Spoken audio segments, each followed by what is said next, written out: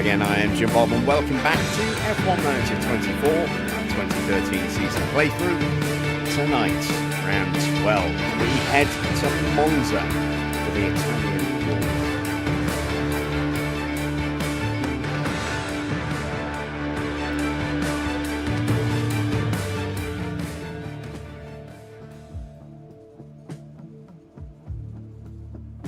So hello again, I am Jim Bob and welcome back to our 2013 playthrough. Round 12 tonight, 12 of 19, so 8 races left in the season, including this one, as we head to Monza for the Italian Grand Prix. And this is a season that has been difficult from the very start, and it's getting harder and harder as we go through. There's a very real risk that we will not be at McLaren at the end of the season, going into the new season, because the board, well, despite our best efforts, the board are not impressed. And as you can see, every single race this year has been a disappointing result because of the unrealistically high expectations of the board to win the Constructors' Championship as both our season objective and our long-term objective, which also only has 1 year remaining. So with both of those set to fail at the end of this season, there's a very real chance that we are going to get fired. Hopefully we won't. Hopefully we can achieve some kind of result. But the grim reality of this season is that we are holding on as best we can and just keeping our fingers crossed that we can somehow survive the assessment at the end of the year. I was a little concerned that we might not even make it past the halfway point of this season, but we did just scrape through that. However, we still have another 8 races to go, and if they all go the same way as this one, then point finishes or not, we are almost certainly going to be disappointing the board at every outcome. They did want to come to this Grand Prix, and I said no, not happening, because the very, very realistic likelihood was if we'd done that, they would have immediately lost confidence in us. So we've made some good steps in prep for next season. We started doing some research. We've tried to improve our expertise in certain areas this year to try and improve A, this year's car, and B, carry that into next year's car. We've made some staffing changes ready for next year.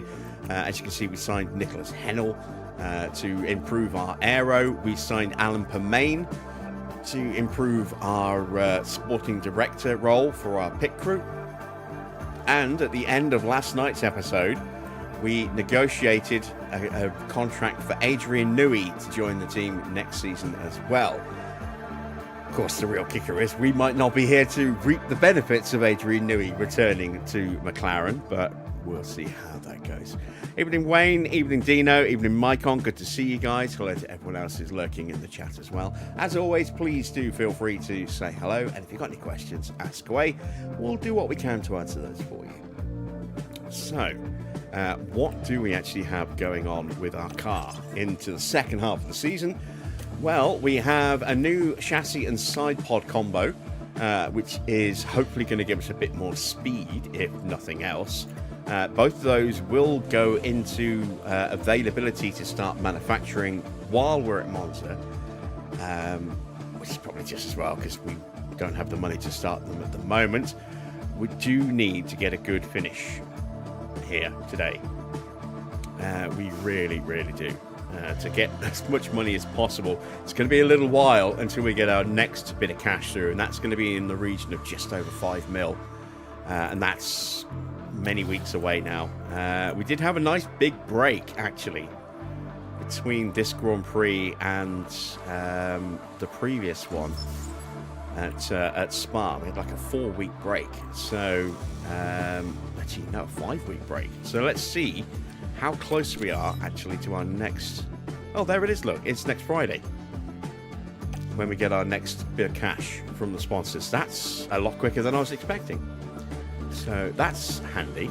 And it drops on a Friday as well, which means we will be able to deal with that and plot in our next amount of engagement before we go to Singapore. So no worries there. And then after that, we have a 2-week break before we go to Baku, which is a stand-in for Korea.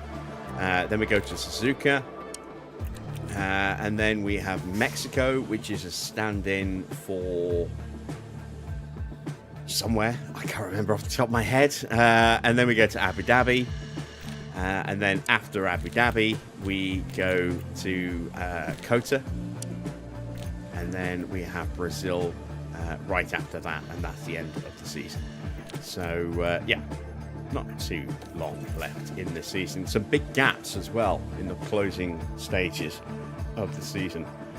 If we had a big income, then we could really capitalize on that. Unfortunately, our driver contracts are very expensive. I think, did we offer Jensen a reduced wage?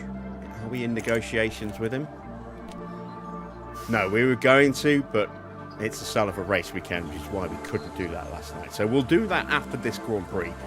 We'll offer him a new multi-year deal, try and get that extortionate wage down, and put us in a much more financially viable situation for next season. Again, assuming that we somehow manage to survive. So we need to set some targets for tonight. Let's check the weather forecast first, though. We've yet to see this. Warm, no rain. Let's have a look at the temperatures on the circuit tracker. Yeah, 24 degrees with sun. Track temperatures probably not going to be extortionately high. That kind of works for us and against us as well. We know our tyre wear is terrible compared to the rest of the grid. But we'll just have to do what we can, I suppose. Right, race targets then. Target for Schumacher is 10th. Well, we'll go for that, which means 11th for Jensen. And we should hopefully be able to do that. But that suggests, given our car is now 11th and 12th on the grid, suggests that we've been caught and passed by maybe Force India. Yeah, that's not good at all. Right. Hopefully we can put that to bed. Let's go to Monza and find out just where we are.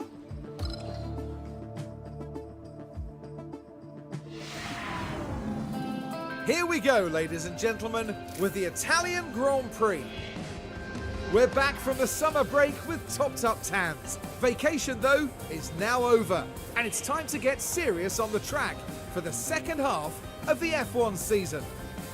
Times are tough for McLaren's team principal. The board doesn't seem impressed with the direction the team are taking. Let's see then how the weekend unfolds.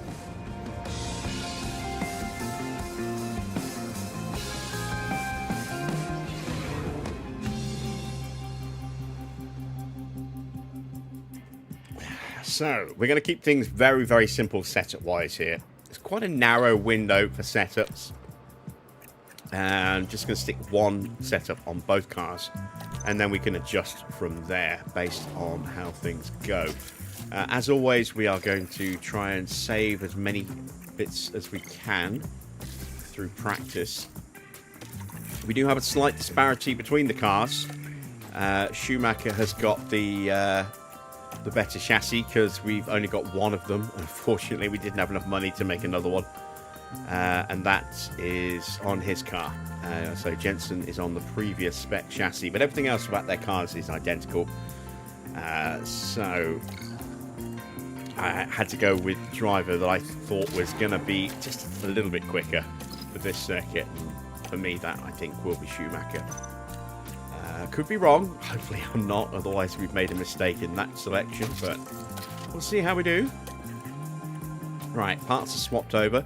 Let's do setups. So this is going to be the same setup on both cars. It's going to be a very low downforce. We're going to start with a 1 on the front, a 9 on the rear, a 1-9 on the roll bar, and then we're going to leave that on a 3, and we're going to push that all the way up to a 1. And that's the planned setup for both cars. Monza, I think, is 19, 20 laps for a run. We'll go with 20 laps of fuel. But again, we may well be calling them in early to make tweaks to the setup. So onto Schumacher. Again, same setup. A 1, a 9. right on the edge. Look, same as on the other car. A 1.9, a 3.0, and a 1. There we go. Oh, we're right on the edge there as well. A little bit of extra fuel. Do the pace settings. And let's hit the circuit on this very old, historic, famous track. Okay, that's a green light.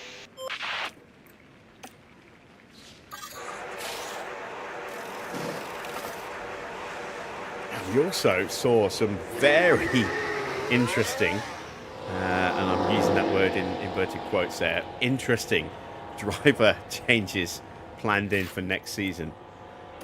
Some absolute shockers in there. Somebody tried to poach Jensen, saw how much he wanted, and then thought, we can get someone cheaper, which is annoying because I'd immediately lined up a replacement for him. And then while I was waiting for for Lotus to actually go ahead and make him an offer, they decided to sign somebody else, and my target to replace Bottom went somewhere else, and we got left with Jensen on a very expensive contract. And we want to generate some temperature for this like outlap. 3 times the value of Kimi Räikkönen, who I was going to sign to replace him. So that's why we need to offer Jensen a reduced salary for next season, because 31 million is a lot, and we could definitely do with bringing that down a bit. Let's see, we've got some rookies running. Let's see how many and where. Kevin Koyos getting a run at Lotus. In fact, I think he's the only one, actually. He is. He's the only rookie running. Yeah, I'm surprised. I thought we would see more than that, but apparently not. Did we do... Yes, we did. All right. Let's speed things up then and start getting in some feedback.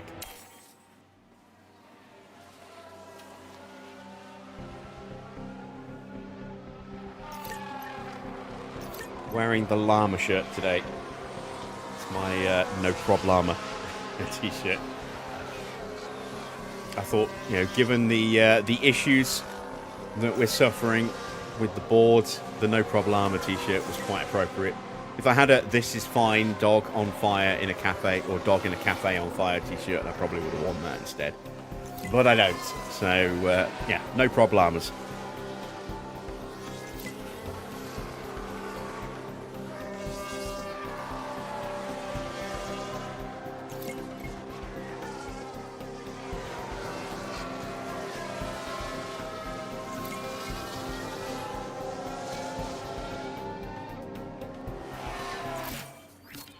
Right, we got some feedback in pretty quickly. Very quickly from Schumacher. It's not going to be tip-top. 87%. It's not bad, but, I mean, we want that much, much closer to spot on, if not spot on. So, let's see what we can do. There's a very good chance we might see safety cars notwithstanding. We might see the back 4 getting lapped multiple times again around this circuit, because very much a speed circuit this, and when you don't have it, you're going to get lapped a lot. And of course, every time you do get lapped, it completely intensifies and amplifies the chance of getting lapped again, because you're constantly having to pull over and slow down to let other cars through with a blue flag. So it just hastens how much you're going to get lapped a second time and then a third time. That needs to change. So we'll go to a 2.8. That was spot on. That was spot on, but we need to move that. So let's push that back to a 2.9. And let's bring this... That's a very, very subtle change. But it is a change. Let's try... See, that's no change at all. Let me Try 295. So we've got just a tiny little bit of movement there. And then we'll try a 0.75 there, I think. And let's give that a go. See how I get on with that. Still waiting for feedback from Jensen.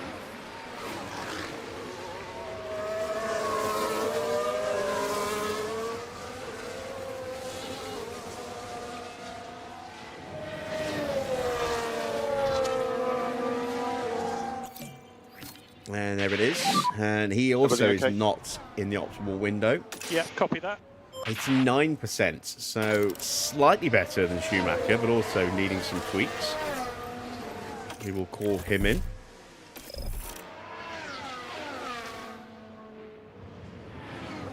Evening, Daniel.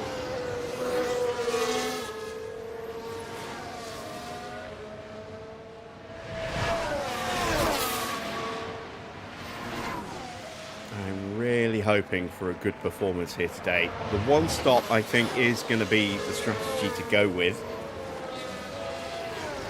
I think if we try and two-stop it, we are not going to be quick enough to compensate for the extra time in the pit lane. And it is quite a lot of time lost in the pit lane because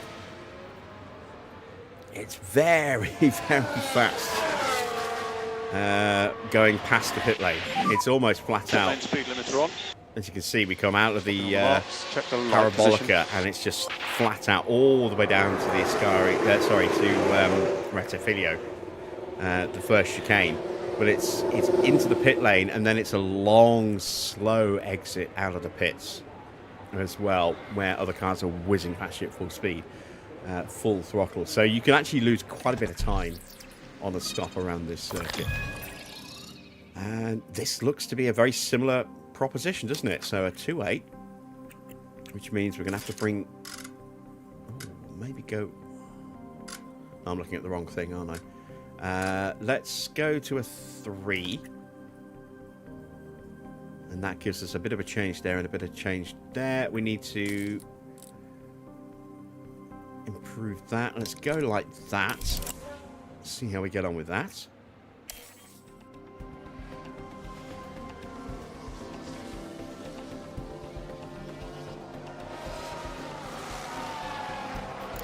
We're definitely going to have to watch out for the tyre temps in dirty air with temperatures around the 43 degree mark. They will definitely overheat. Or at least ours will. Maybe not so much for the AI with their vastly superior tyre wear and brake cooling. But for us, yeah, it'll be a significant problem.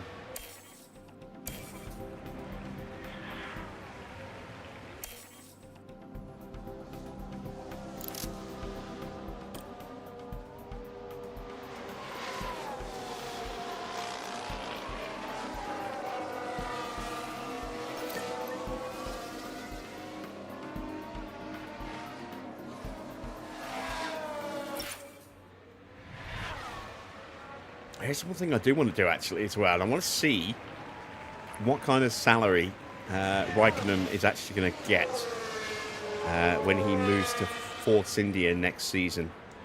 Because we could sign him for in the region of 9 mil a year. And I want to see... is it 9, 10 mil? I think we offered him a 10 mil deal. Or we were going to offer him 10 mil. And then we backed out while we were waiting for Jensen.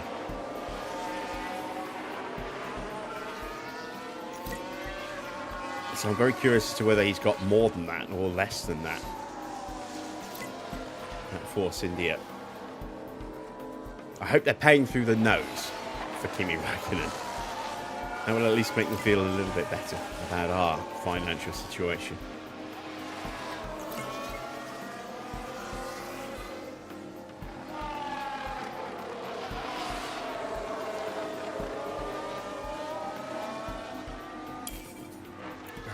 First bit of, a final bit of feedback for Schumacher is about to drop.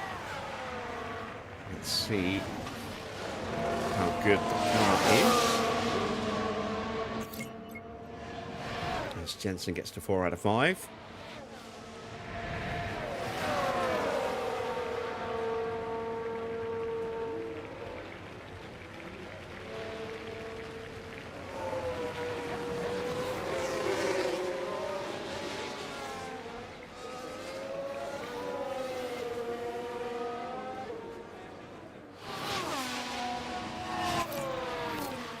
we go. Ooh, optimal. That's encouraging. That's 97 to 100%. Yes, 100%. We like to see that. That's excellent. Right, can we do the same with button? That would be lovely. Come on, give me the 100. Give me the 100.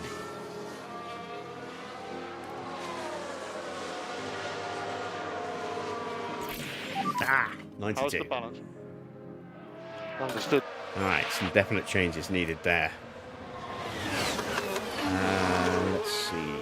Let's call them both in.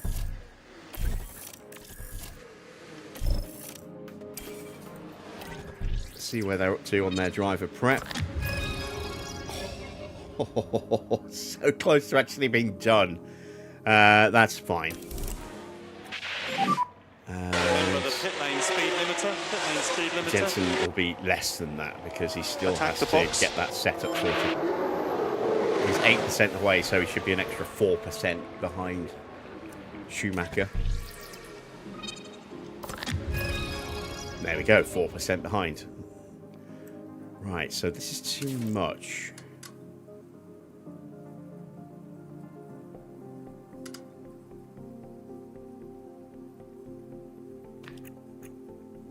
That one click there.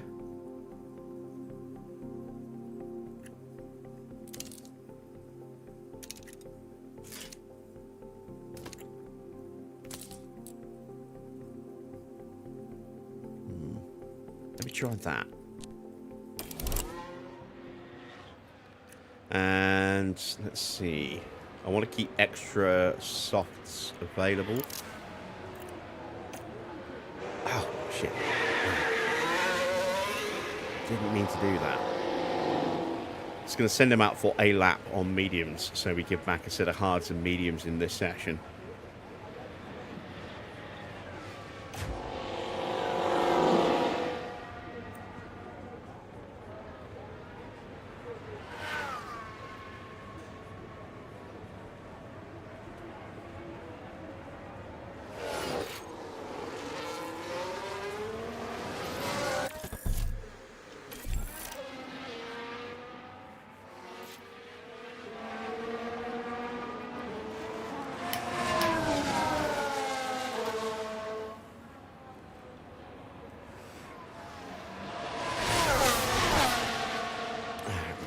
Reinvigorated by his move away from a team that is on the rise to a team that is very much struggling to earn points.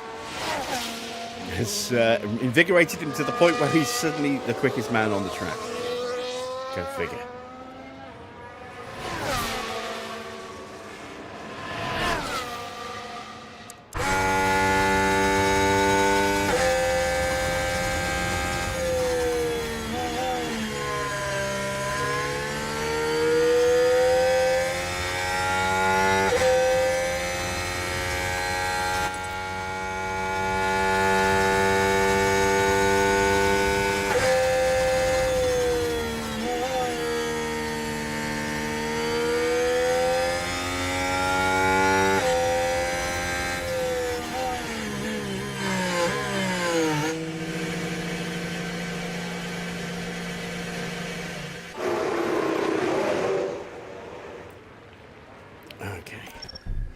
Do that again, shall we? And this time we'll put him on those mediums.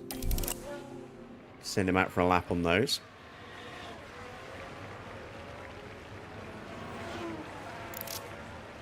In fact, I might just send him out for just enough to get that extra 1% that he's missing. Car park knowledge is max now, so it just is going to need to be a little bit more track knowledge. That's going to be all that he needs to get him there. In fact, he might be there now. I don't think he will be, but let's have a look. No, he's still not there yet. Very close, though.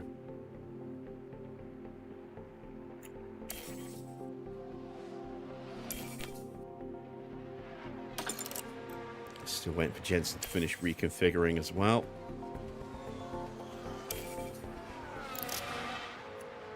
And let's put him on a set of mediums as well. There we go.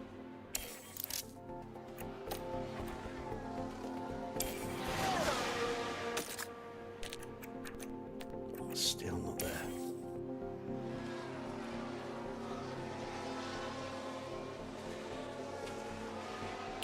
We got an issue for Schumacher.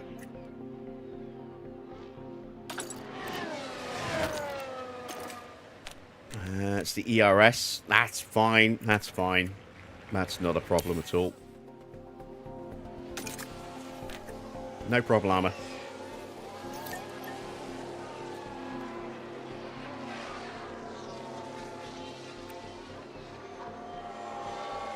And there we go. We can call Schumacher in now.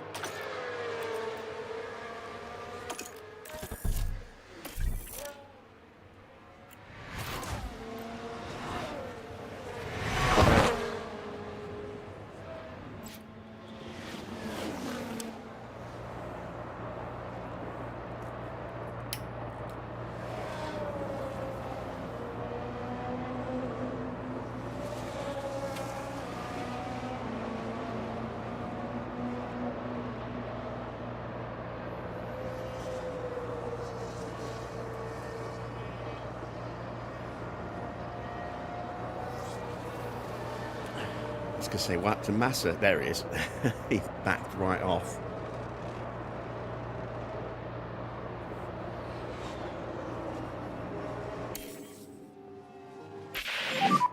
That's the checkered flag.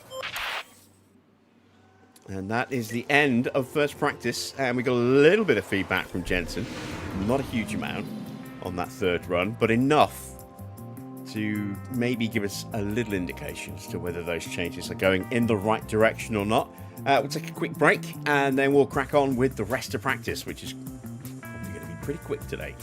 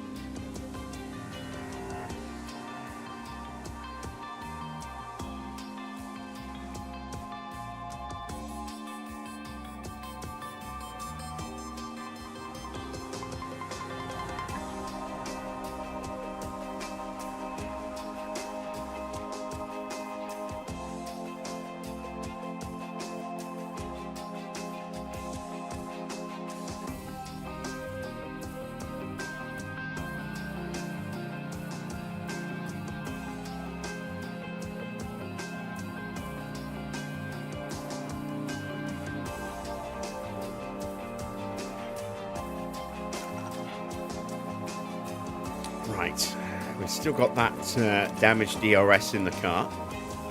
It's fine. We only need to send Michael out for a lap on these tyres, and that's him done.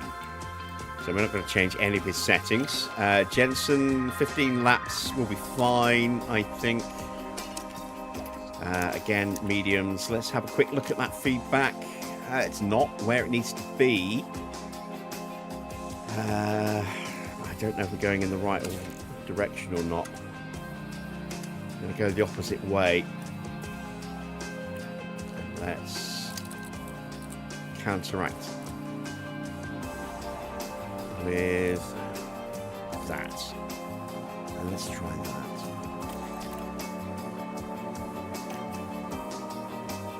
Did I do his pace settings? Yes.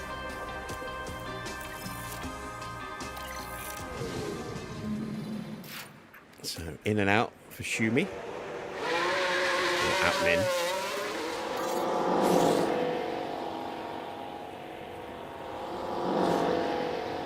And a bit more of a substantive run for Jensen.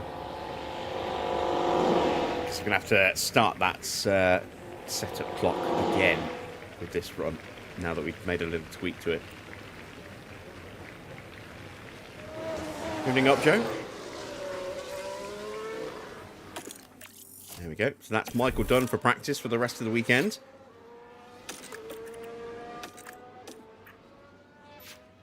So we can focus purely on Jensen.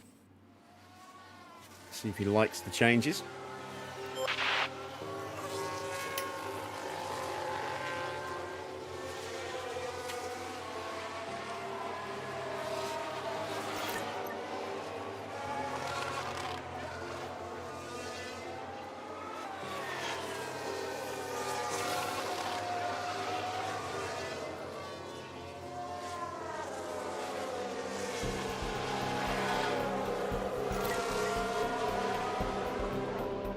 just a few days away now from the Canadian Grand Prix, and apparently we're going to be seeing a big improvement from Aston.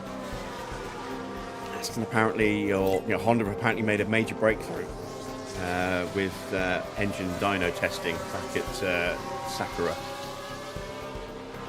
So it'll be interesting to see if we can actually get a bit of pace out of that Honda engine at Canada. There's some new upgrades going on the Aston as well, I think. We didn't really see any upgrades at Miami for them, so we might actually see improved performance out of what's been a very disappointing run for them so far this season, behind Cadillac for some of those Grand Prix. Cadillac themselves are also hoping to take a little step forward. Feedback? What have we got here, feedback-wise? We've actually made it worse. Okay, understood. By 1%, but that should hopefully point us now in the right direction. Let's see if it has or not. Good, Theo. Welcome to the channel.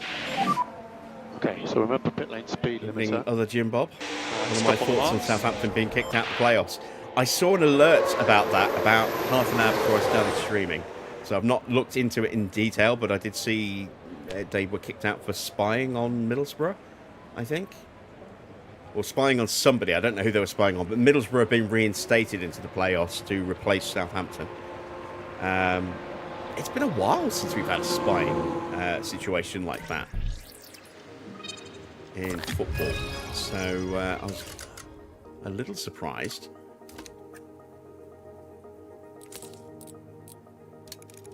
I'm going to need to improve the front wing. So 1.5. Let's go there. There we go. Let's try that. I didn't really want to send Jensen back out again, but we kind of need to, given that we're still not where we need to be with the setup.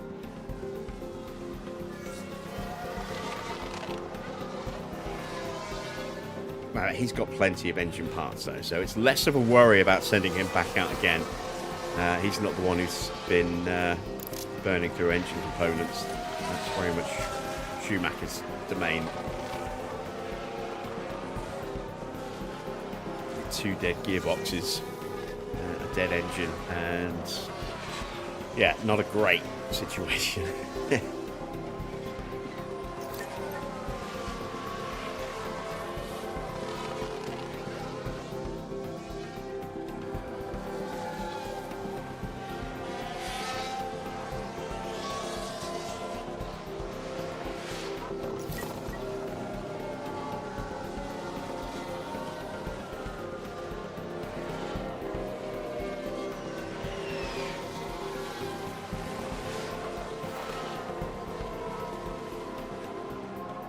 Spin for DeResta. Now we're just Turn 4, proceeding that'd be through turn 4. the exit of De La Roja. There I think. it Oh, goes. yeah, halfway And through that De La certainly Roja. wouldn't have been in their plans today.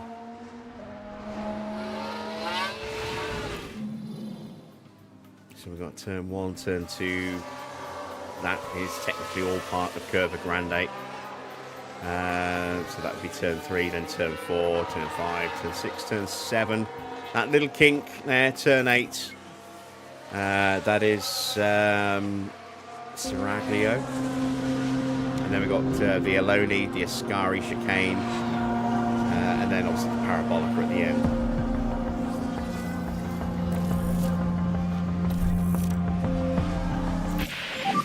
And there we go, Everything okay? optimal. That's 97 to 100, and it is spot on at 100. Fantastic. Yeah, Let's copy call that. them in, and we are done with practice.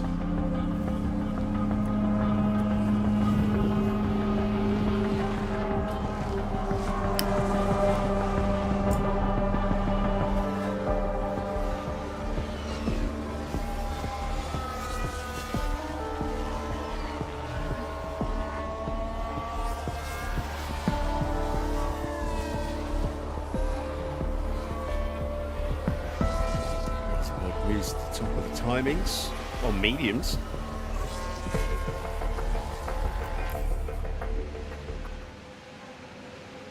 We saw Mercedes looking very quick last night. Definitely got a chance to had a chance to get some really big points last night, and then Hamilton had that retirement.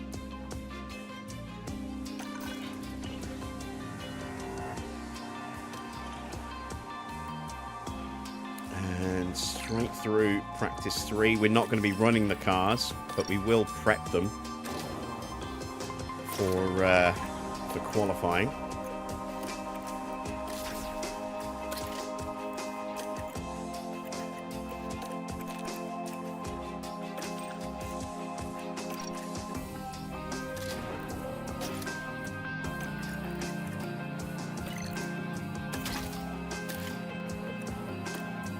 Go. I think we're supposed to have 6 engines, 6 ERSs, and 6 gearboxes. Yeah, completely unnecessary. But, we have voted against those limits for next season. I think we're still waiting on the results of that vote as well. Right, let's close that down so I don't accidentally send them out. And let's whiz through final practice.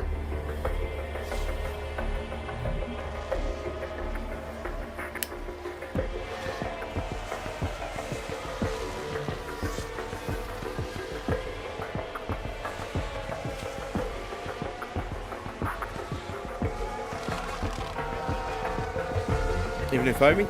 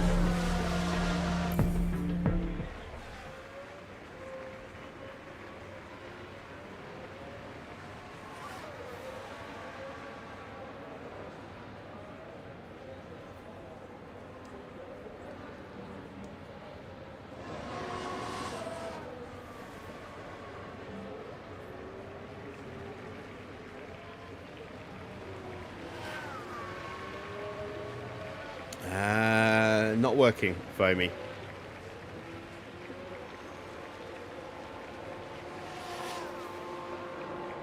Oh, no, wait. I had to click on the actual image rather than the button underneath. There we go.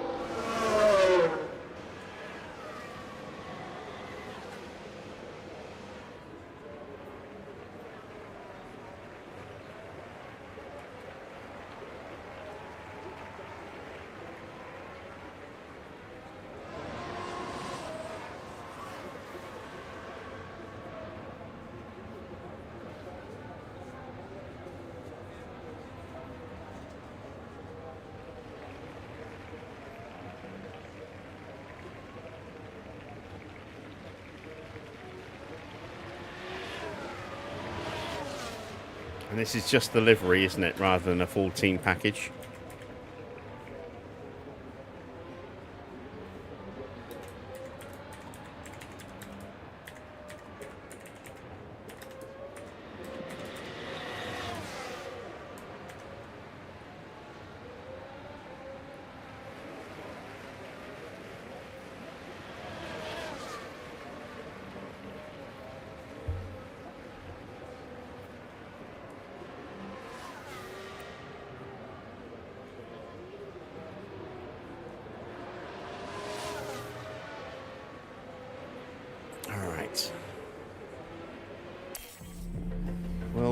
We'll give that a look once this is done, because I'm going to have to close the game down to put it in.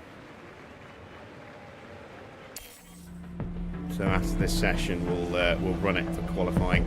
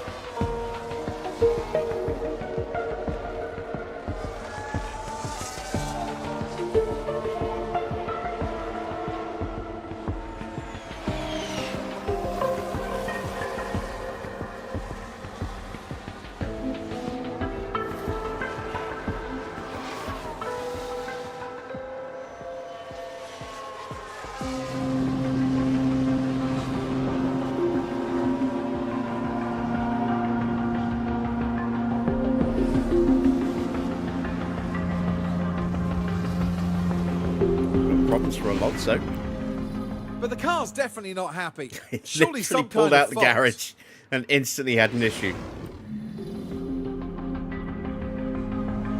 See if that becomes an issue going into the race itself. Bianchi has wiped out another Marussia. I've been amazed that Bianchi has not outperformed Chilton this season. Chilton is actually higher in the standings. I mean, neither of them have scored a point or come anywhere close to points, but Chilton is higher than Bianchi and by a couple of places in the standings as well.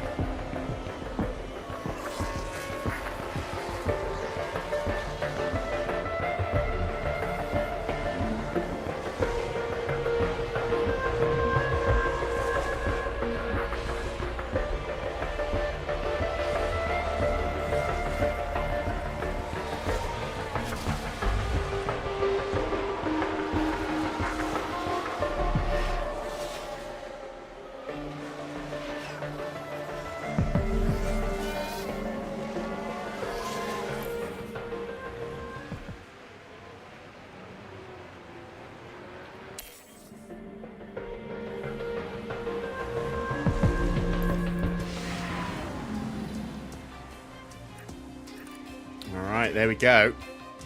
That is the end of practice. Both of our drivers fully prepped to go into the next round, which is qualifying. We're going to take a quick ad break while I close the game down and drop in the West livery, and then we shall run that for qualifying. So I will see you in just a moment.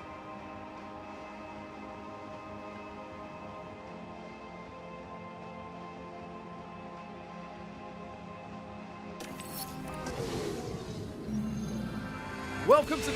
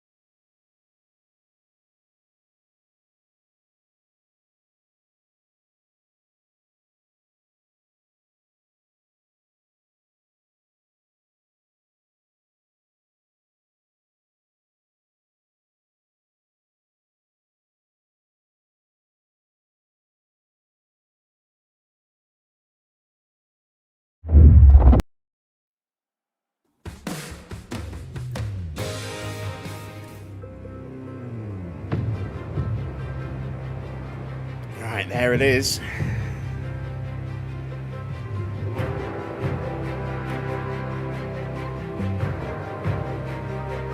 Of course, it removes the uniforms, the helmets, everything else, because it's literally just putting the livery in.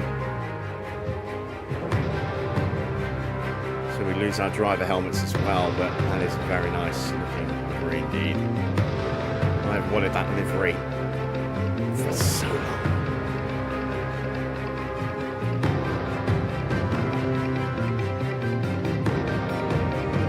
So thank you, Foamy. Much appreciated.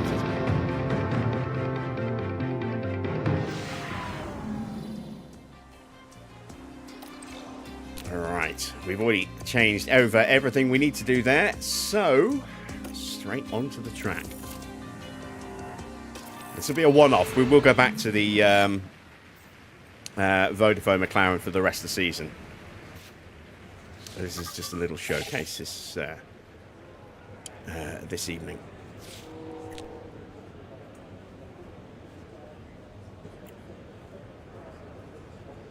I'm hoping one run will get us through. We should have 4 sets of softs. And we do. Excellent. All right, Hamilton and Peak are the first two to hit the track.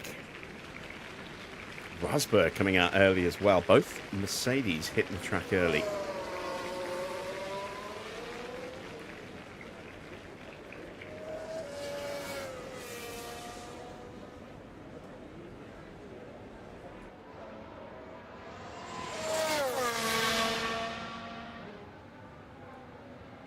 So we've got two of the fastest cars out and two of the slowest at the same time, Bianchi and Peak. And now Paul di Resta, who will actually be going to partner up with Hamilton at Mercedes next season, with Rosberg, I think, if I remember rightly, going to Ferrari.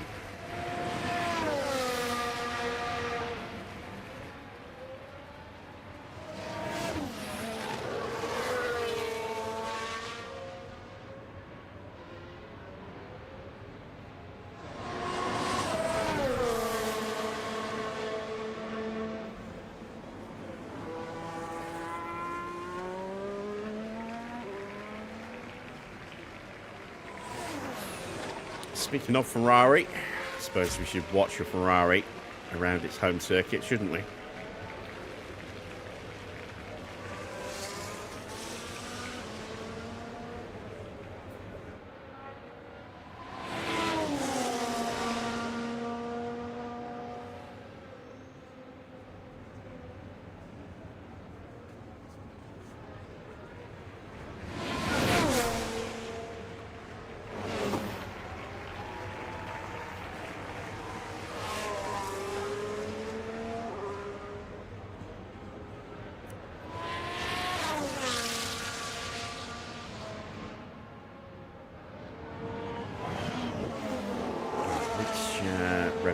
That is Mark Webber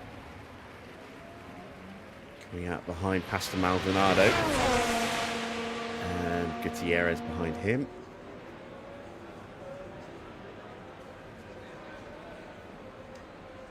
Yeah. I mean, there was a lot less money in Formula One back then. In terms of sponsor backing. But costs weren't, well, I say costs weren't as high. I mean, nothing cost as much, but some teams spent, prohibitively extortionate amounts of money, like McLaren, like Ferrari. Unlimited budgets on those teams.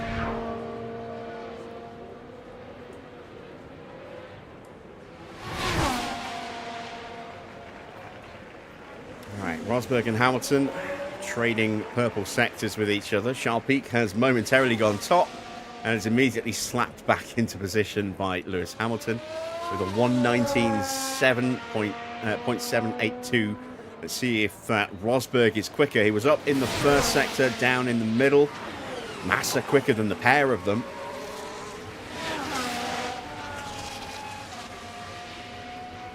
Rosberg does pit Hamilton by 0.06 of a second. Mark Webber leaving the... Vettel leaving the pit lane. Webber's getting ready to start his lap.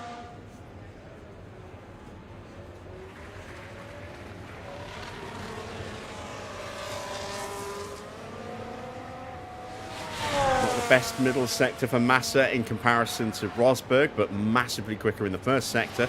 He's up overall by about a tenth. Let's see if he can continue that in the final sector here.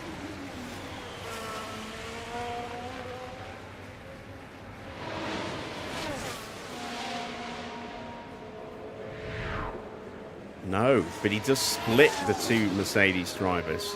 0.04 slower. Right. Out goes Jensen.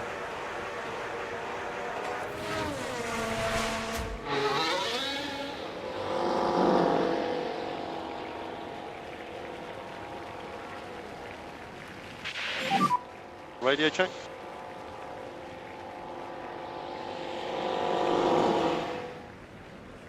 That's loud and clear. And now I said Schumacher as well.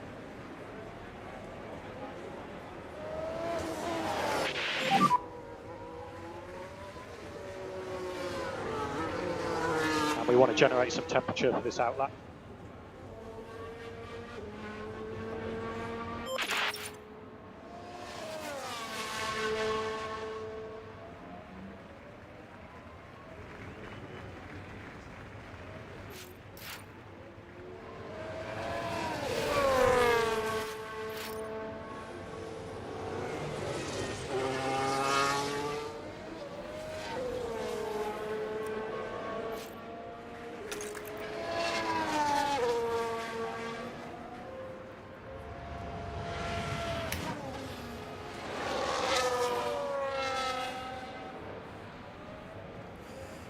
Lightweight pixels in Photoshop to give me a speed boost. Oh, I will do once we start the actual flying lap. I remember you mentioning something about the halo.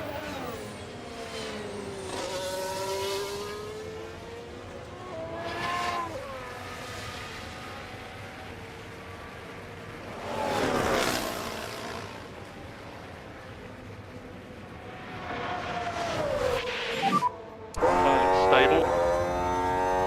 Drive straight out, drive straight out. Track will be clear. Yay! Let's go.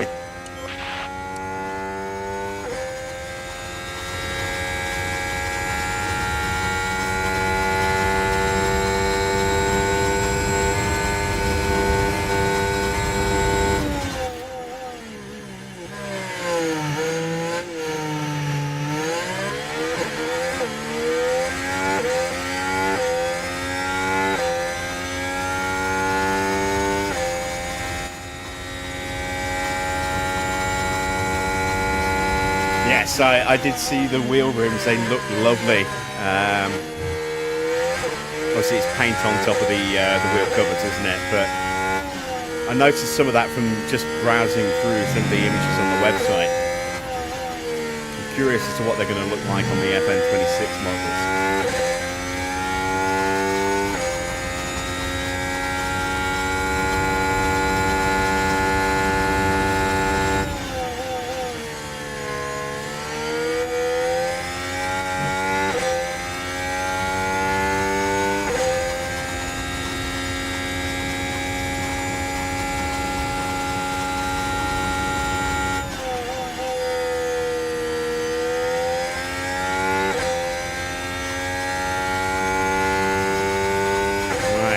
Pace of the car is not bad, but not great. 6th place. P6. Schumacher should theoretically be a little bit That's quicker. a decent lap. That's It's a down decent in lap. the first sector. Look after the fuel.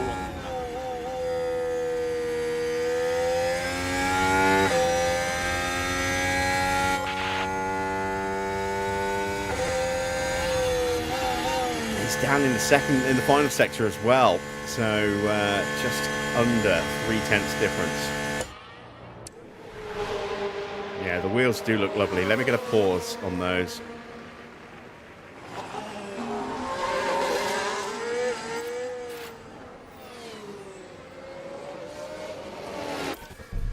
There you go. Look at those. Lovely. Absolutely lovely.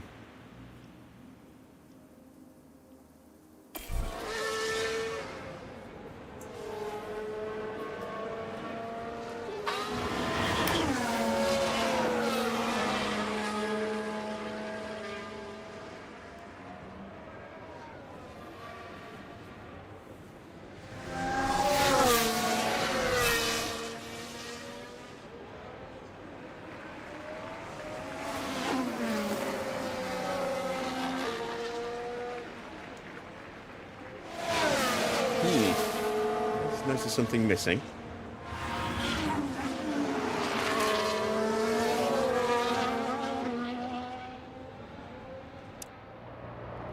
Yeah, I did. Where is the McLaren swoosh on the side pod?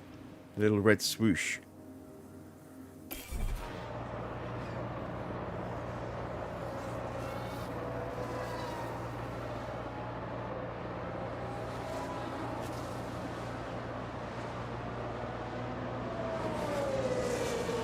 I was just thinking, you know, it puts mine to shame, and then I realised that mine had something that yours didn't. Oh, it's only on the 26 model. Ah.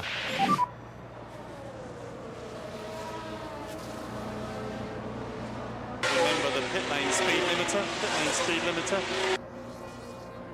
Stop on the mark. I always loved the nose on this car in particular. It reminded me of a couple of things. It reminded me partly of sort of like Knight Rider because of that little red LED. For the same reason, it also, you know, that little red line around the edge of the nose always made me also think of the Cylons from Battlestar Galactica.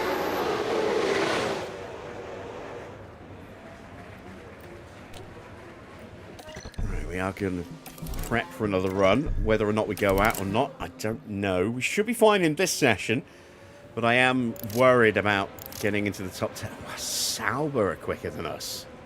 Oh, that's painful.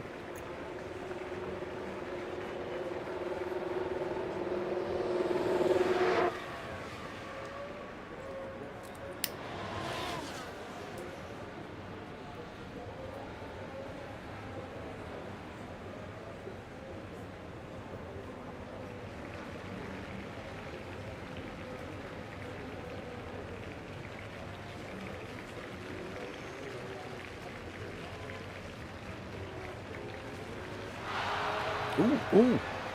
That is Bianchi, maybe? No.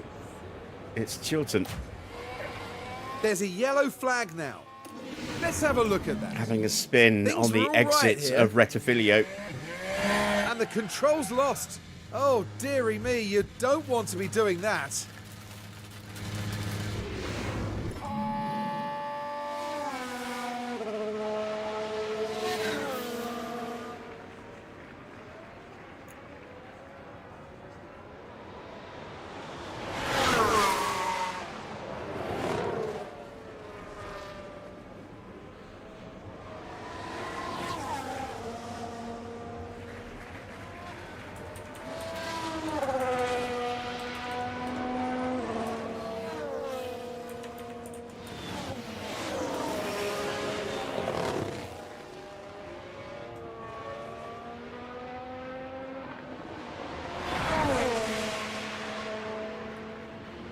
Oh, no, I'll definitely be using the 26 models. One of the things I've been thinking about at some point when we've got a really big selection of mods across different eras is to start with really old models. Well, I say old models. Hopefully old models, but certainly old liveries. And then just do a long run and then periodically just go in and replace the database. So start sort of like in the 90s and go all the way through to modern times. And whether that means just sticking with one type of model and going forward from there or not, I don't know. It would be nice to be able to switch to different models of car along the way.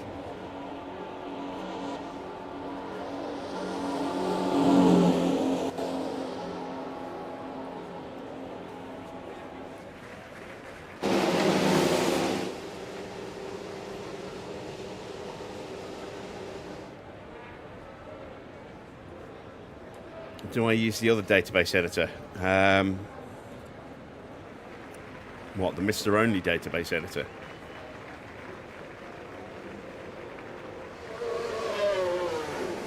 Right, it's not a database editor, I don't think. I think it's just the database. The Mr. Only. He's got a standing zap.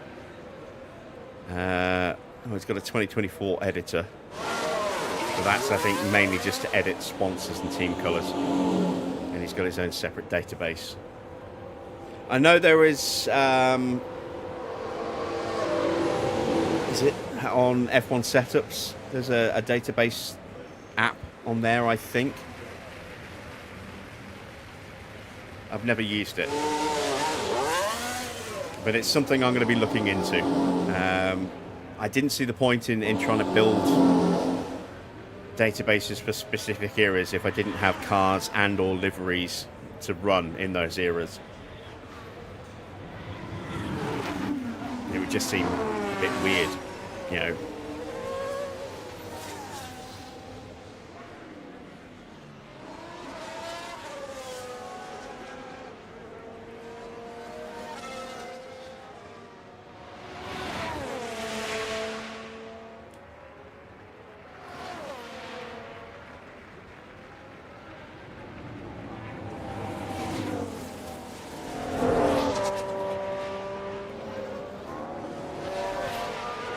I mean, there's supposed to be an update coming for the online database editor, which will allow you to add and remove, well, I'm assuming remove, but add in custom drivers and staff and stuff.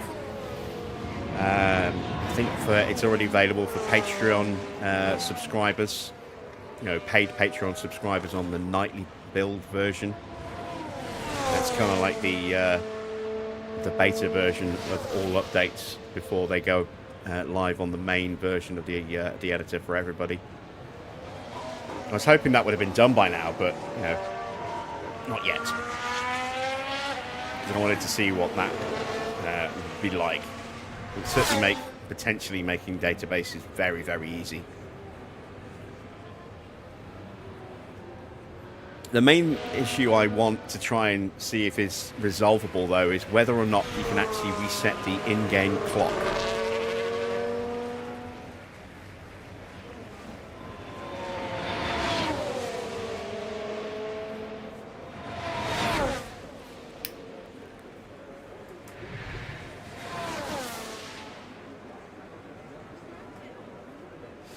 So instead of it being 2024 as a starting point, set it for example, 1988, and then just let it run from 1988.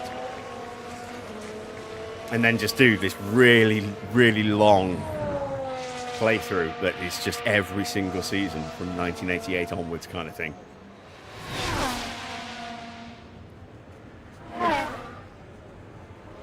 Oh, cutting the corner there for Max Chilton. A little bit scruffy. We're staying in the garage. It's now too late. I was not paying attention to the clock. So hopefully Schumacher will not get knocked out.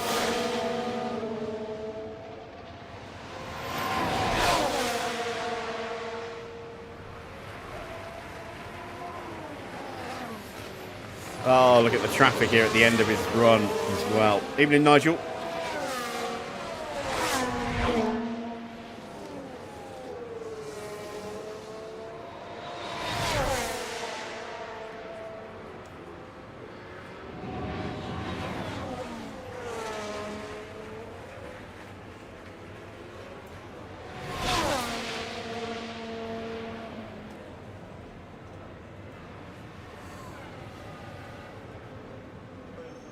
Chilton hasn't improved.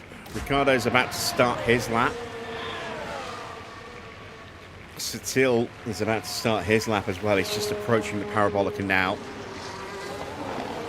Those guys, and De Resta just ahead, who's also on a new lap. They're the key guys to keep an eye on. I don't think Maldonado is going to knock us out. I don't think Valtteri's going to knock us out either. But they're all running in close proximity. Valtteri is actually getting a slipstream. Valtteri might jump us.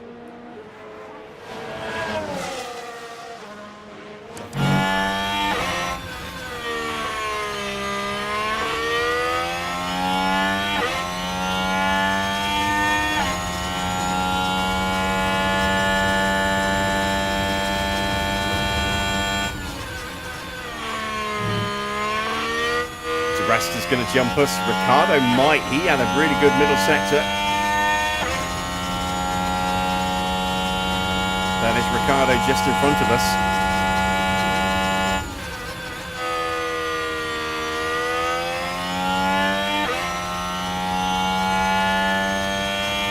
De Resta's in 14th. That's okay. Ricardo 15th. Valtteri does not improve. He stays 16th. Raikkonen improves. Sutil did not cross the line in time to start his lap. So he's out. So we have survived on that one run. It's Maldonado, Sutil, Heek, Bianchi, Chilton and Van der Gaard who are eliminated at the end of Q1.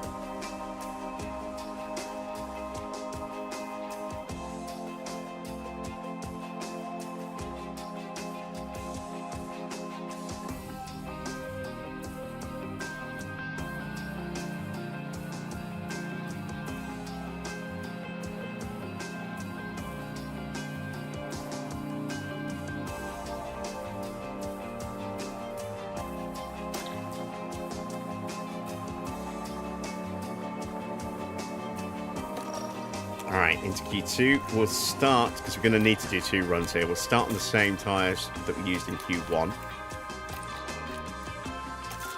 And we'll get out early this time.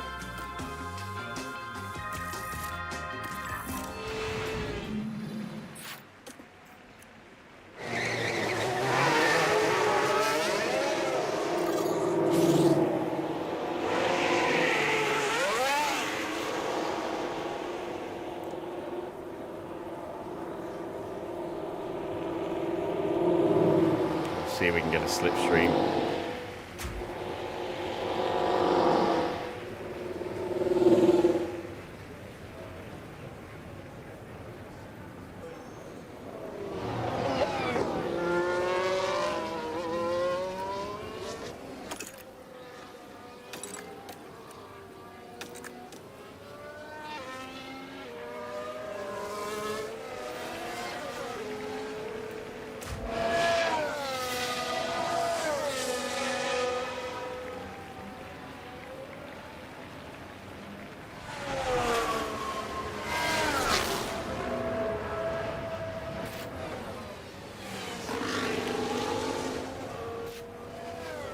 Quite a few cars out early. Hamilton, Raikkonen, Webber. Some of the big hitters hit the track right at the start.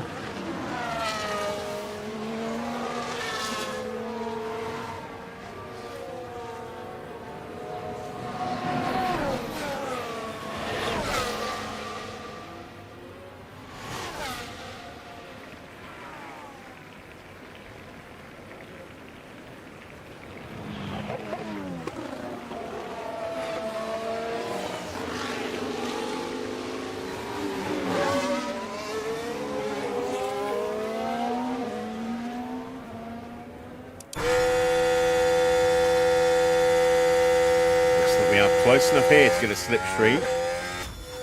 Not quite close enough here.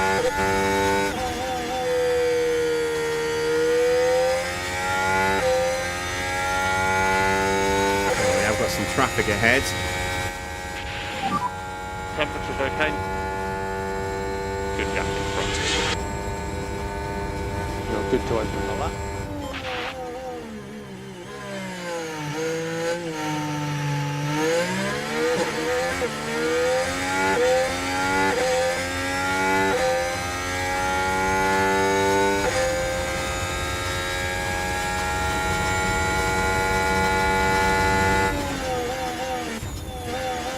That's what I was worried about.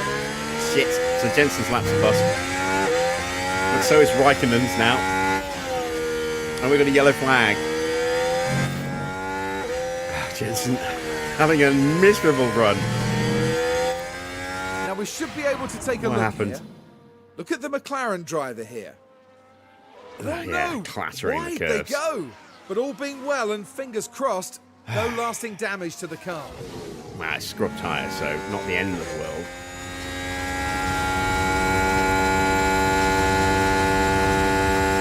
In fact, let's abort that run. Get him in. And go again. We just can't keep up with Webber. He's so much quicker than us. In that middle sector. Ahead he is. 9/10 of a second.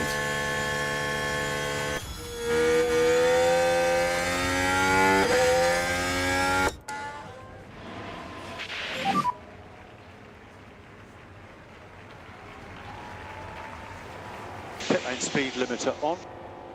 Attack the pit box.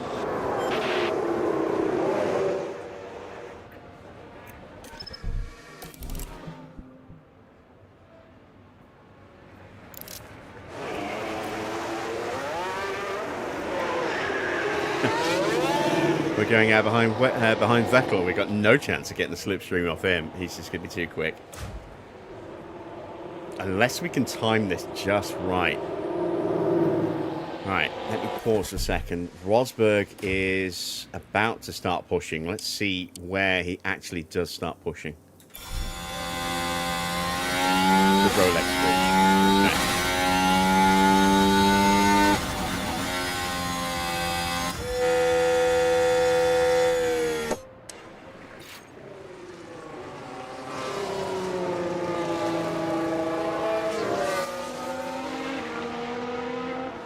Vern's on an in lap, so we haven't got to worry about him.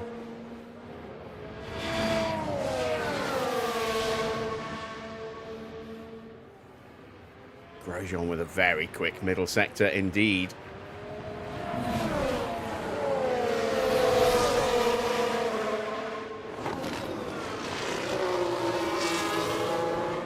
We've got a Cadillac logo without effort.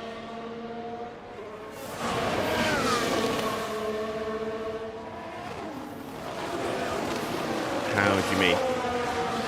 Mic on. You mean you designed one?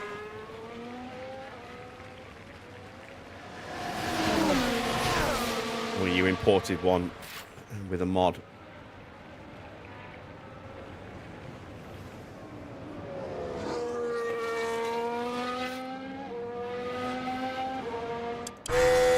Oh, we don't need to push to get close to him. We are right behind him.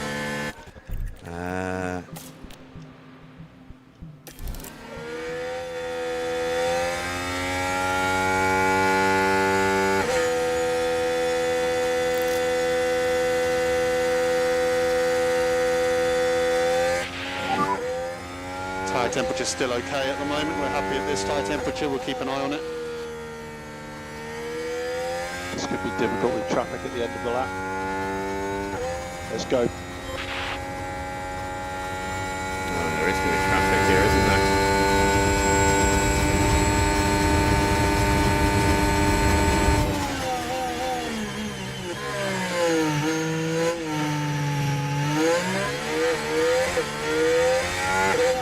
Oh, come on! Again? God damn it! Why is Vettel fine and we're not?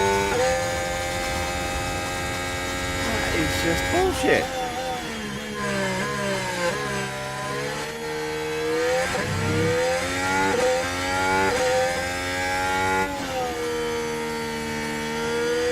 That's 3.5 seconds.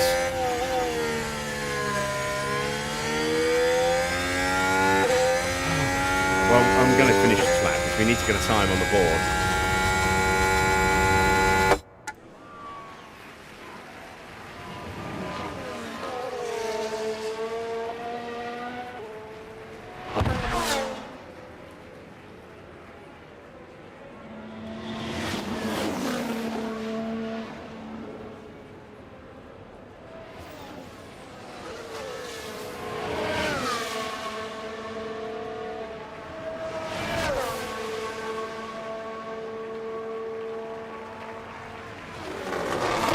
At least we've got a time on the board. That's P13. That gets Button's confidence up a Okay, bit. look But after the fuel on the way in. it's still a long way off.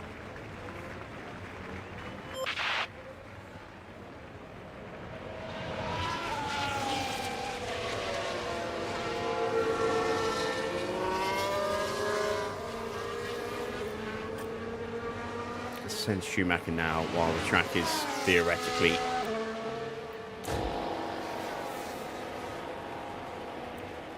quite quiet.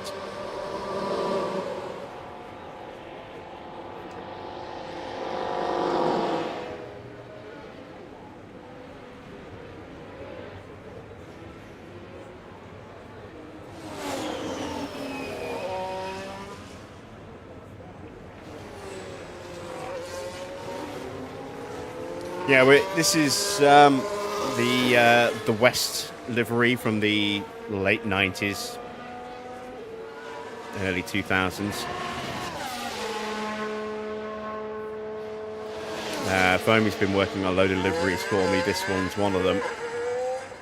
And so we're going to run it as a one-off tonight. We'll go back to the usual Vodafone Chrome McLaren for the rest of the season.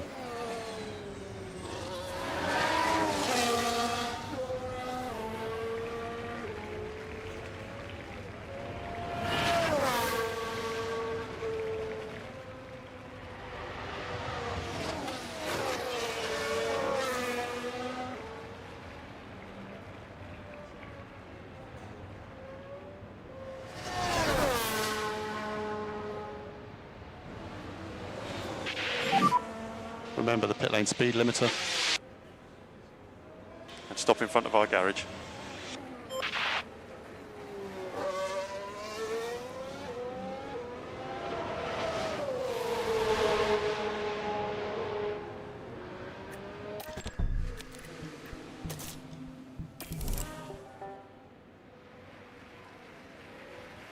Just hope things are nice for us traffic-wise here.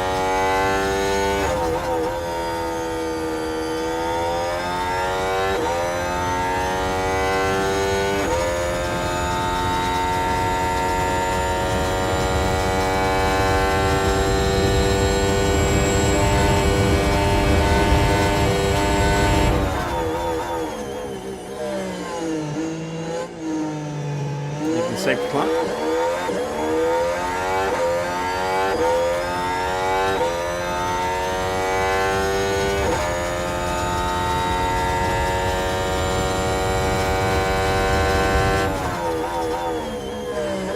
No improvement in the opening sector. That's a little worrying.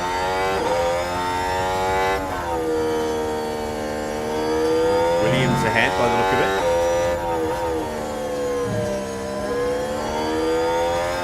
Out of our way. But Mercedes a little bit further down on the approach to Vialone. Shit.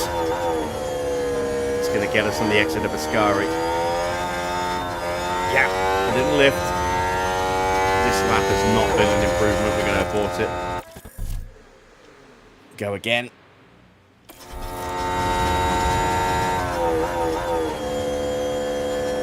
Hope we can do better.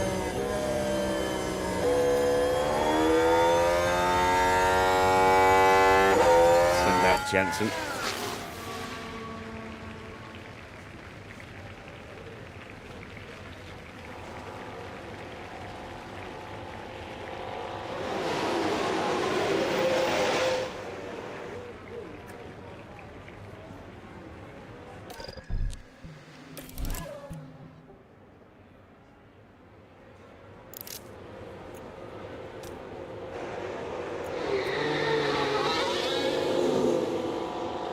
Schumacher back out. Here we go.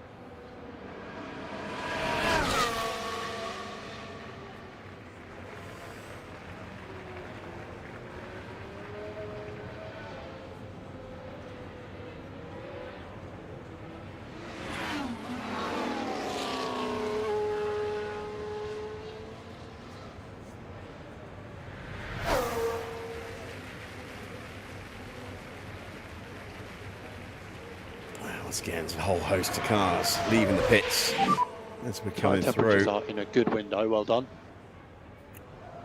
And drive straight out, drive straight out. Track will be clear. Let's go.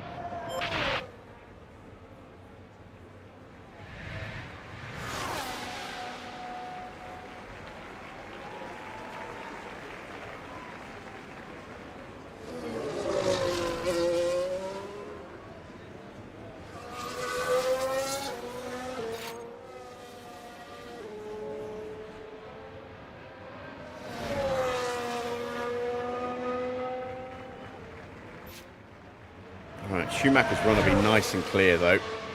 Loads of that clear air in front of him.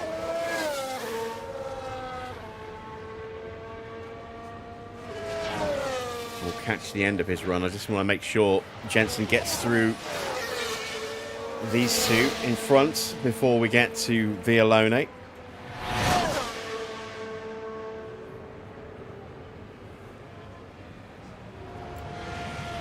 Beautiful. There we go. He's on a much improved lap. Right. onto Schumacher.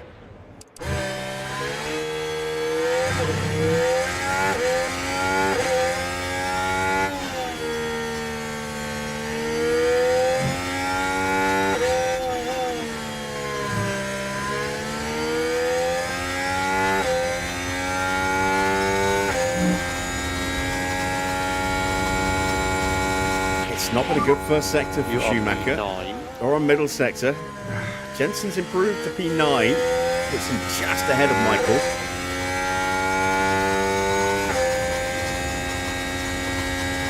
I don't know if we're going to be able to get both cars through. Hulkenberg's quicker than us and improving in the first sector. It's going to be a mighty final sector here from Michael. It's not going to be, is it? Nope, no improvement at all. Alonso will certainly knock us out. Di Resta might well do that as well. No, Di Resta's out. Right, that is a breath of fresh air. But this man here, unless he throws it off at Parabolica, is going to eliminate Schumacher.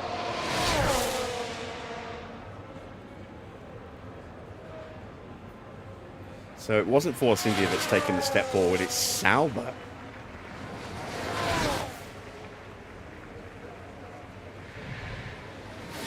And there we go. Alonso up to P7. Schumacher out in 11th. Jensen will make it through to the top 10 shootout.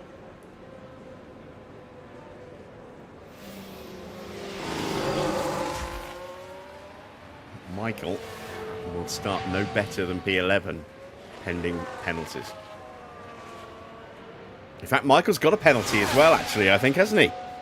For torpedoing Massa in Spa. So that's going to be a P14 then. Shit.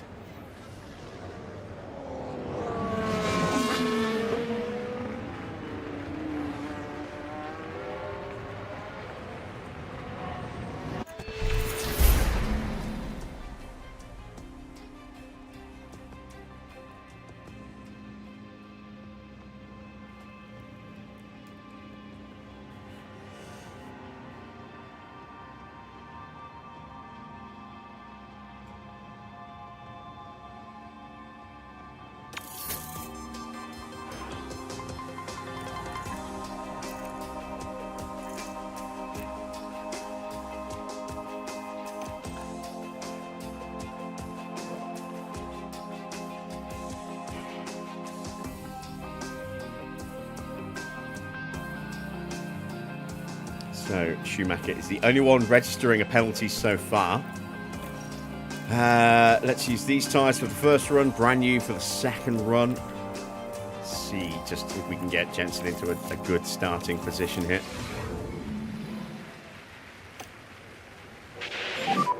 Sessions should be starting now. You've updated the file. All right, I'll re-download that in just a second.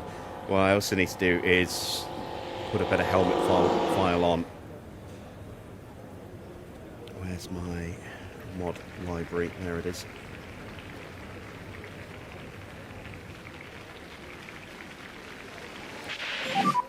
Warm the tyres where you can.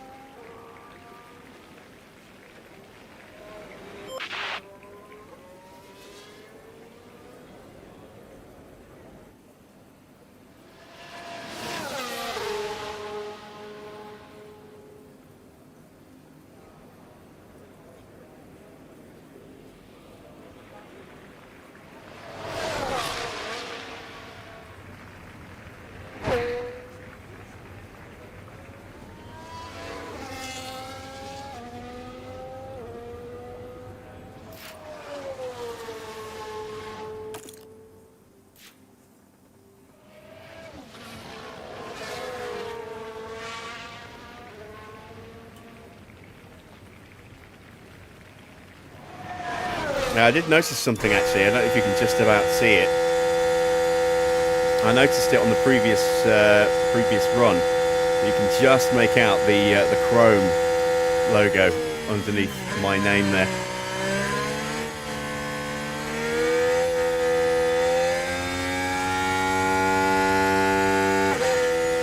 I was curious as to what it was for a second. My brain was like, I know what that is, but I don't know what it is. And then it suddenly clicked. Tyre temperatures and a good window. Good gap in front. And you're good to open the lap.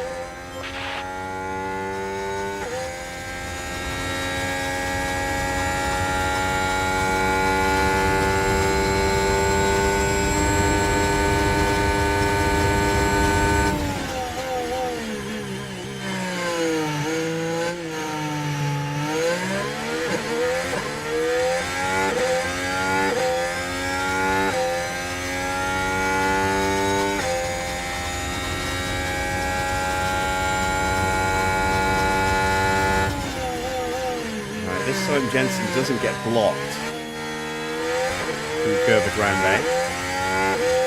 It's not the quickest first sector, 28.0.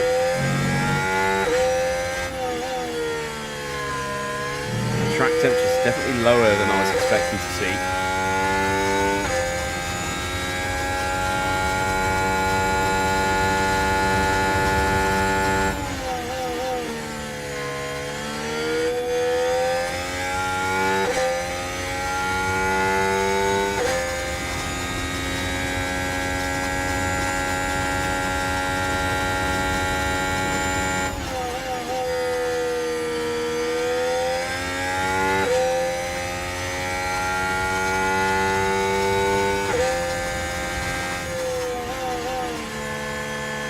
Bad lap, 120.5, but not stellar by any means of the imagination. Delta negative at the safety car line. If you could keep your pace up on the in-lap.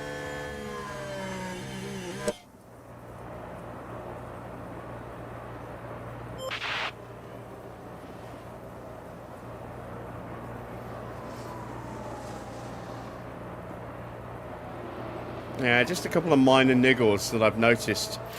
One is that we've got a bit of white overlap here from, I'm guessing, the front wing onto the suspension arm. And the body of the car is a little bit too bright. That should be more of a sort of a silvery colour, more in line with the front nose. It just looks a little bit too bright on the actual bodywork up here. That should be a little bit darker. But I mean, everything else I absolutely love about this. I'm so grateful to actually have a West livery McLaren. I've been wanting one so long.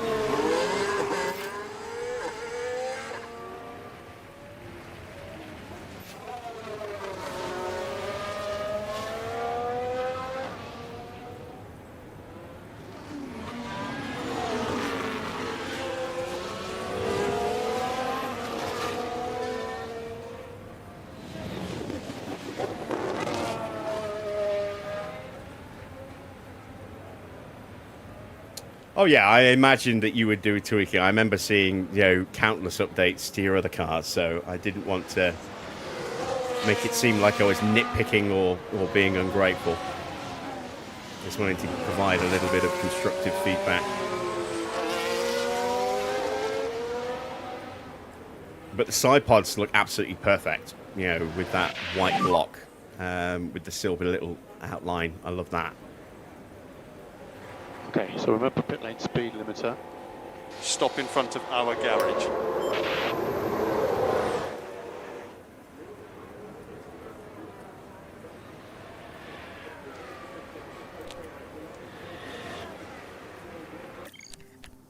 Alright, brand new tyres, and let's hope that we can actually find a little bit of extra pace.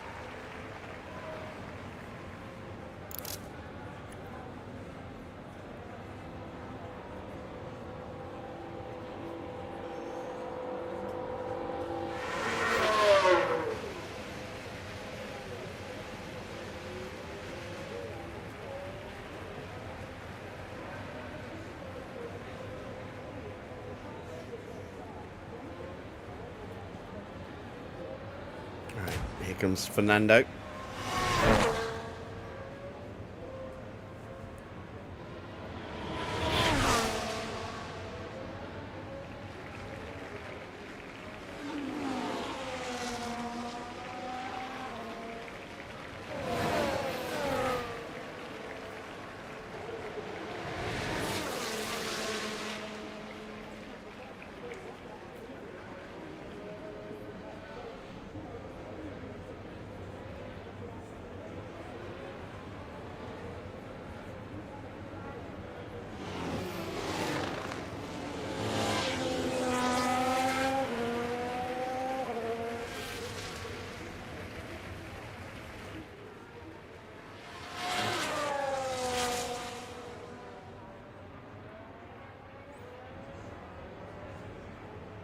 Only P6 for Fernando, but I think he might be running an old engine. He had that issue develop, remember, in practice.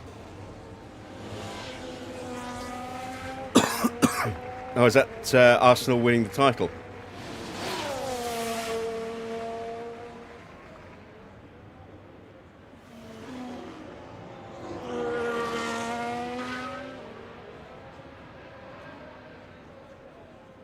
Yeah. Wow. 22 years since they've done it.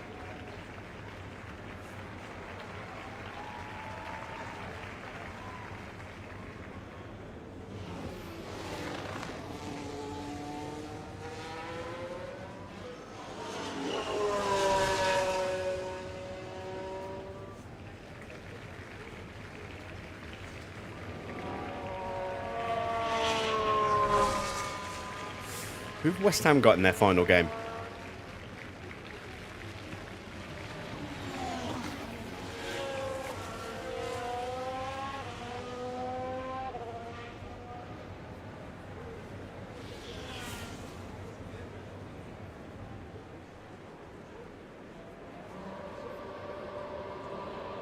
Hard for a London club to win it as so many derby games. No, I don't think that's the reason why. I think it's where the money's been. I would say Liverpool kind of bucked that trend a little bit. They've had a big influx of spending, but they've also balanced that out with quite good sales in the process. Chelsea were dominant because for a little while, because they spent so much and bought so many players. And likewise, Man City.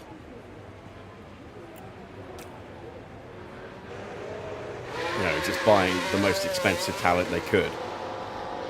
I mean, if you go back long enough, you could argue that's been the case for a very, very long time. I mean, I remember Blackburn in '95 winning the Premier League, and that was mainly because of, Jack Walker spending a crap ton of money.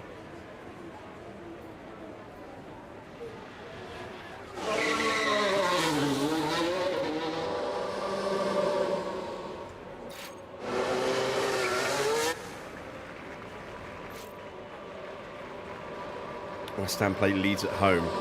Spurs, Everton. It doesn't always work though. I mean, remember Leeds was at the late 90s, early 2000s. Leeds were making good progress as a team, and they got up to the point where they got into the Champions League. And they were running quite high, but they missed out on the title because they were focusing on the Champions League. And so they then just threw everything at the Champions League without making sure that they qualified for the Champions League the following season. And in the end, they got knocked out, was it semi-finals in the Champions League? And their league form suffered dramatically because they were focused so much on the Champions League that they did not qualify the following season. And then the wage bill caught up with them because they had no European money, big European money coming in, and the team fell apart very, very quickly financially.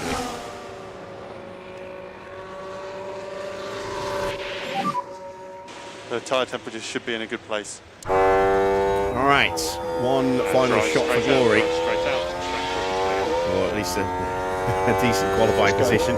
Vettel is top with a 119.1. Hamilton improving, so is Raikkonen. Webber coming up to the line. Massa did not improve in the middle sector, nor did Raikkonen. So Webber could get a good run here. He's about to cross the line.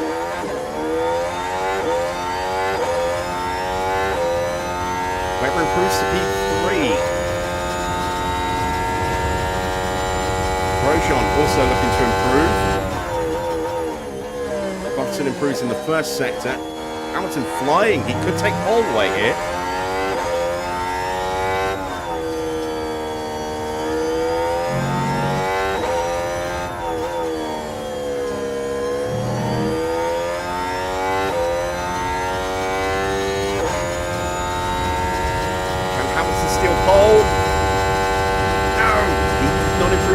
final sector.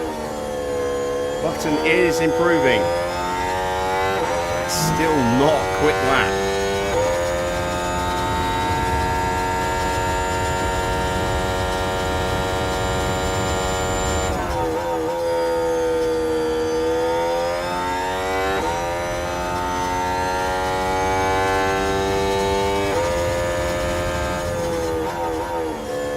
Good enough for P8. We at least out-qualified Hulkenberg.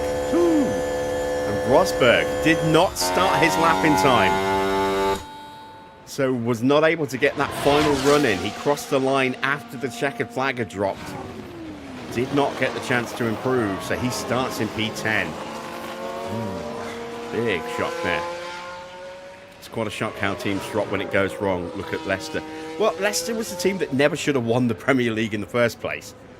They kind of, went completely against the odds to do that. But then they started losing some of their best players.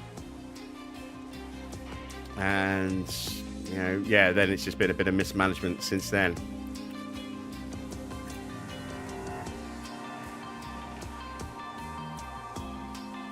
So, Seb has stuck it on pole with Hamilton in second. Webber third, then it's Raikkonen and Grosjean. Grosjean ahead of his teammate, fourth and fifth. Massa sixth ahead of Alonso, seventh. Jensen starts in P8. Then it is Hulkenberg and Rosberg, 9th and 10th. 11th will be Gutierrez, 12th for Di Resta, 13th for Jean-Eric Verne. Schumacher will start 14th after that three-place penalty. Then Ricciardo from Bottas, Maldonado, Sutil, Peak, Bianchi, Chilton and Van der Gaard. That's your grid order. Let's move through to the start of the Grand Prix itself.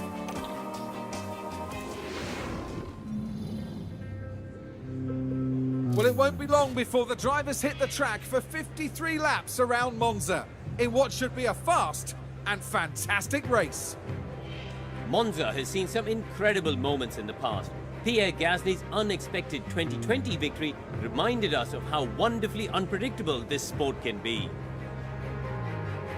At Monza, the aim is clear. Pure acceleration is what the track demands, and every F1 driver is only too happy to submit. Cars that struggle for downforce elsewhere can really come into their own around this gem of a circuit. It's race day with the teams and drivers ready and raring to go.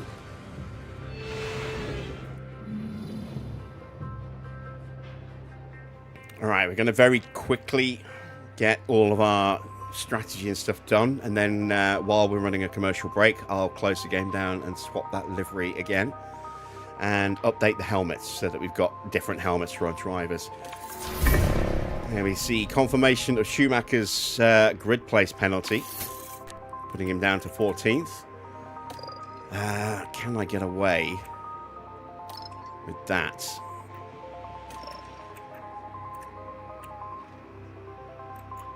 And make it quicker.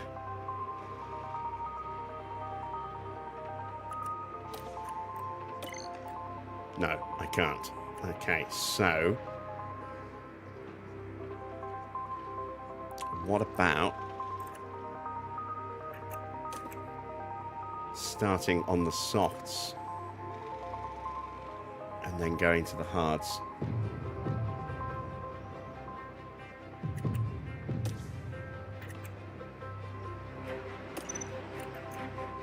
It's negligible, isn't it?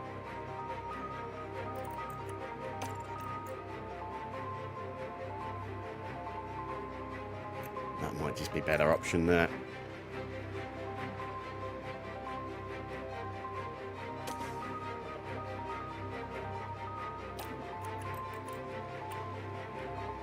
Oh, you're talking about his skiing accident, yeah. Yeah, real shock.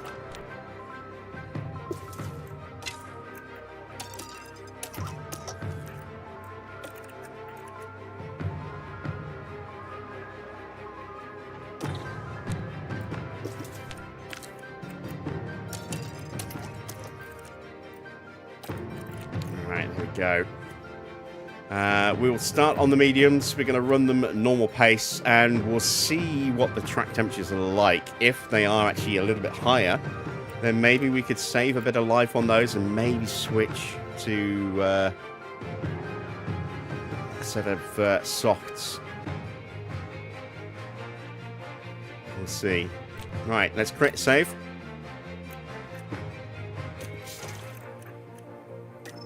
So we don't have to do all that again.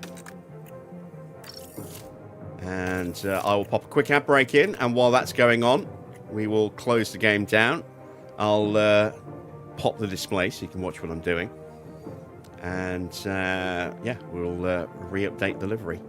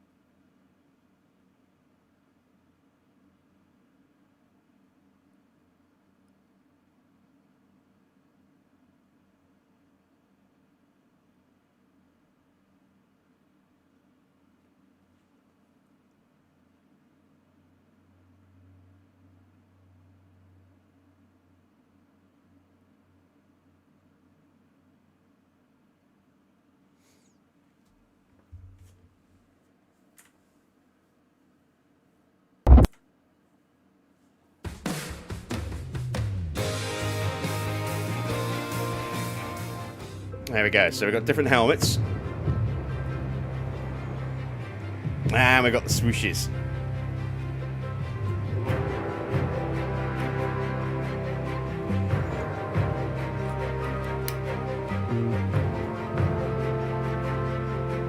Now I just need to figure out which driver's got the black helmet, which driver's got the white helmet.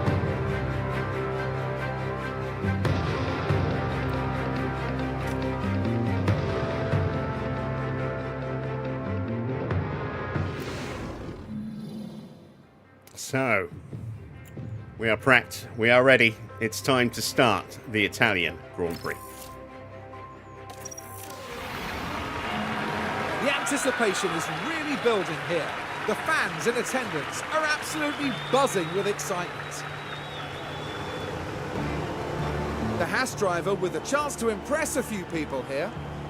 Fighting their way out from P21 is not going to be easy at all, and possibly too much to ask from this car. So let's see what today has in store, shall we? Here we go. It's the Italian Grand Prix. And it's lights out, and away we go. All right, we're off and away. Let's have a look. So Schumacher's wearing the white helmet. So that means Jensen will be with the black helmet. Yep, there he is. In the evening, Joe. I didn't mean to ignore you. Hello, hello, welcome.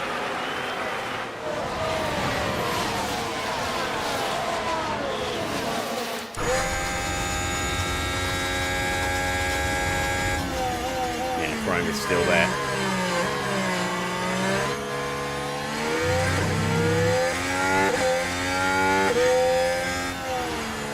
Ooh, someone's off. It's a crash between Van der Gaard and Bianchi. And there's been quite a crash.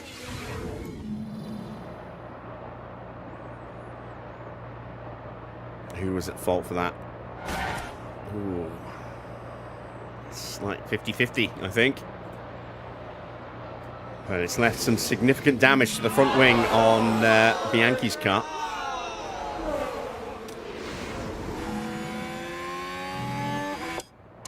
Let's have a quick look at Van der Gaard's. He's got some damage as well. Minor front wing damage on the left side, not as bad. Back to Jensen. Schumacher still down in 14th place.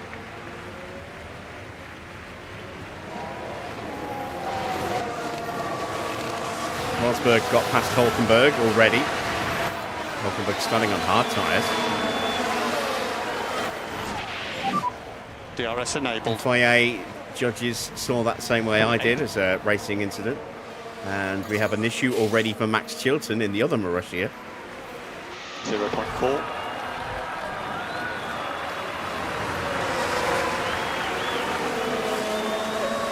Temperature 40.6. Let's calm down the tyres.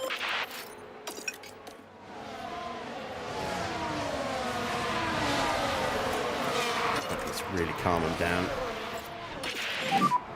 Key thing is to keep the tyre in good shape. Keep the tyre in good shape. Here comes Schumacher having a look. Okay, keep looking after the tyre.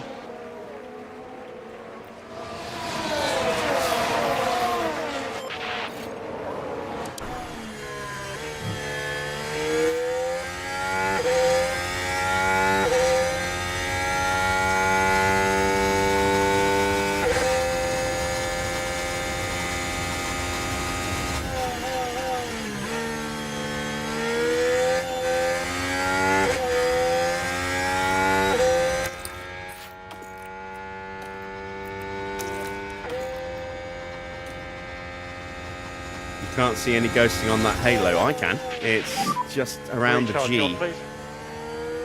All I can see is the actual outline of the chrome. There, it's a bit clearer there, but you can see the chrome logo underneath the G.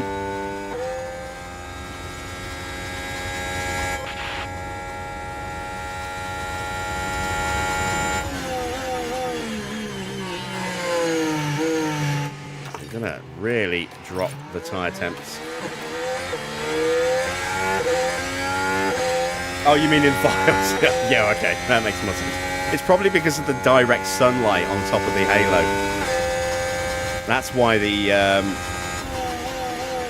YouTube logo is either sort of orangey colour or a really deep red when it goes into a shadow. I'll pause as we go underneath the bridge by,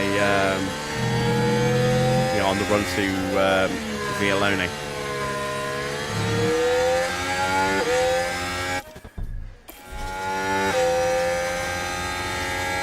Quick enough with pause. There. So you can see once you go into the shadow, I can't really see the chrome logo anymore. And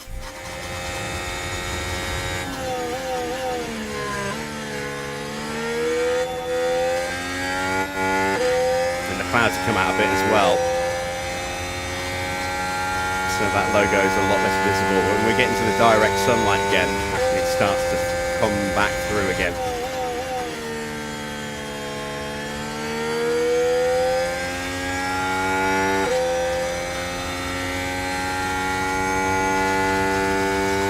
Right, so Jensen is already 3.5 seconds behind Massa. And that's because we've really killed the pace on the tyres. Oh, we get pushed off. Oh, you get Rosberg.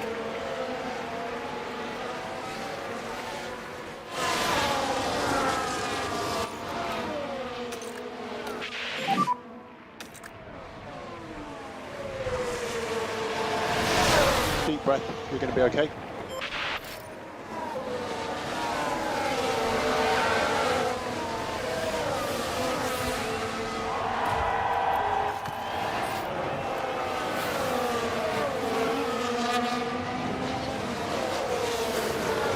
Schumacher with his higher confidence should theoretically be a little quicker. I'm going to need to up the tyre pace slightly a bit Let's as see well what now. pace you can do.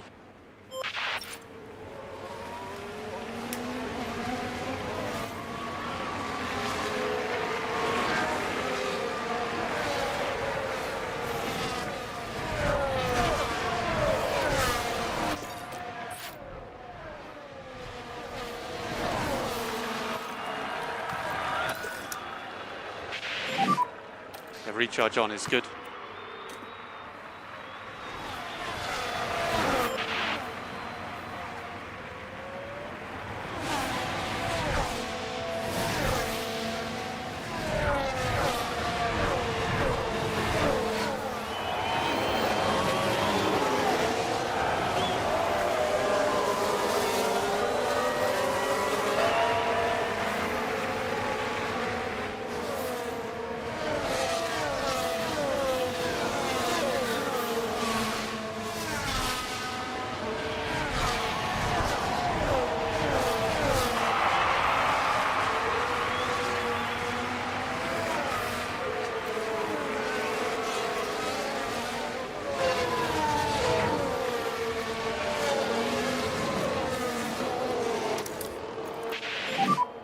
sure I Recharge made on the is DRS good. zone.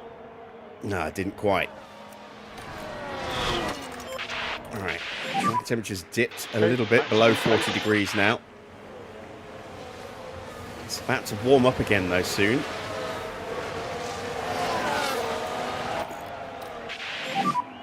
Overtake available. So this is going to be a patient race for us, I think.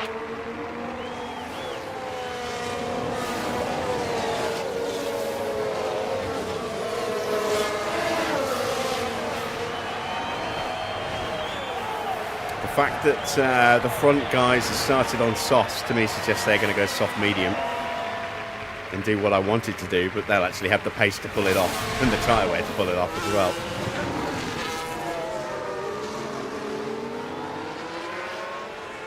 We're going to be stuck in the midfield for a while, unfortunately.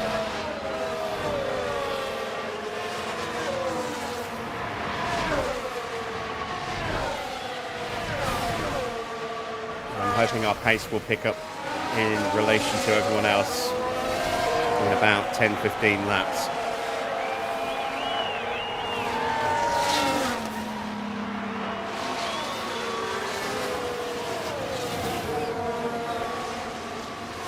And it looks like Schumacher is already starting to just eke back up towards Di Resta. DRS.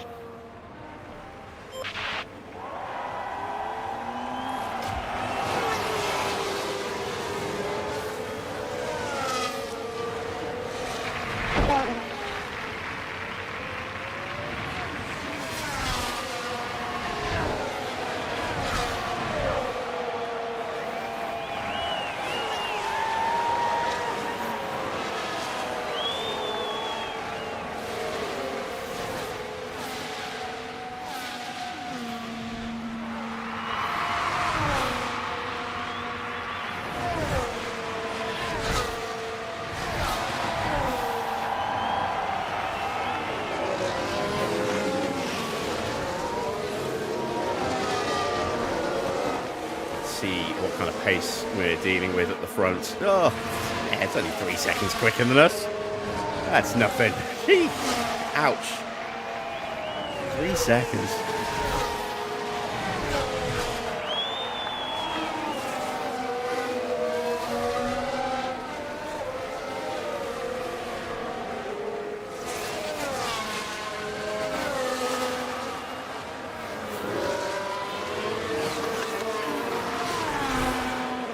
Alright, we've got cloud cover. Track temperature's dipping again. 38 degrees now. 38.8. But we've got full sun coming soon. Let me actually have a look at the weather forecast. I never actually looked at that.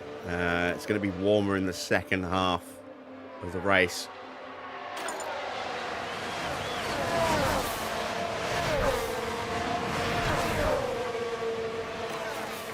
Right, I think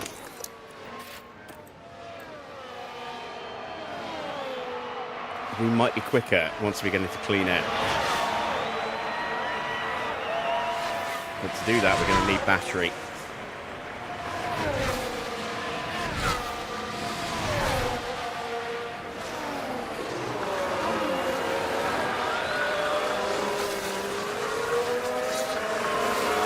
That's why I'm only harvesting with Schumacher at the moment, so it gives Button a chance to try and close up a little bit.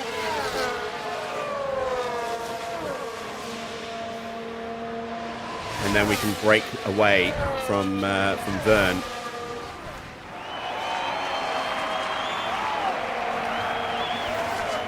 Once we break away from Verne, Button's pace should hopefully be a little bit quicker. In fact, Button might actually be about to drop him.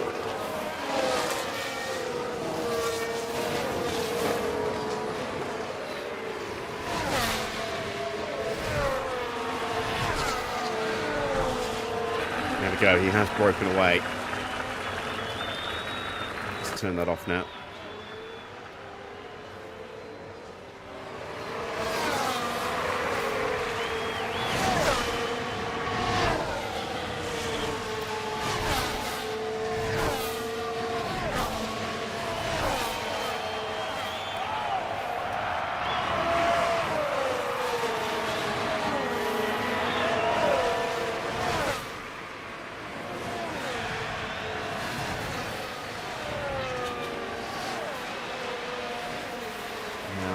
Battery looking to close in on Verne a little bit.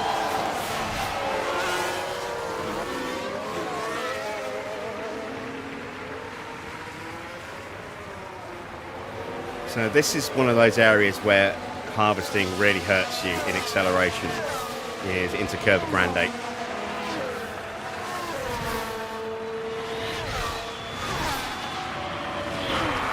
Not so much in places like Parabolica,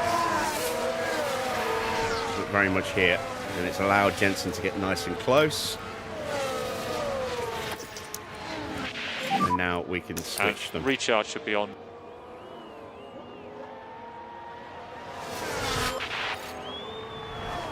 There we go. Jensen will tell him not to fight.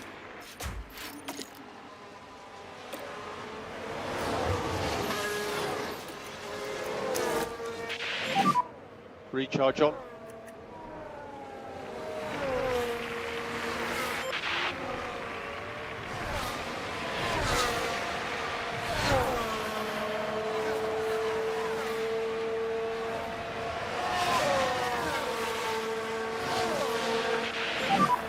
Team instruction is to hold position to the end of the race. And turning off the harvest has already made Schumacher a little bit quicker. Gap back down to 1.3 seconds. Once we get to the point where we are almost in range, we will unleash the battery and try and punch our way past Di Resta. Then we'll do the same with Jensen.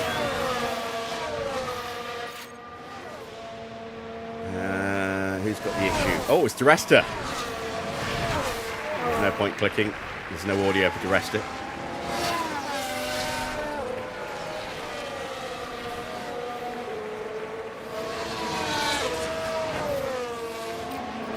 Now we're going to push so that we get nice and close on the exit of Ascari on the run to Parabolica. Use overtake. And that hopefully will set us up for a run into Rettifilio.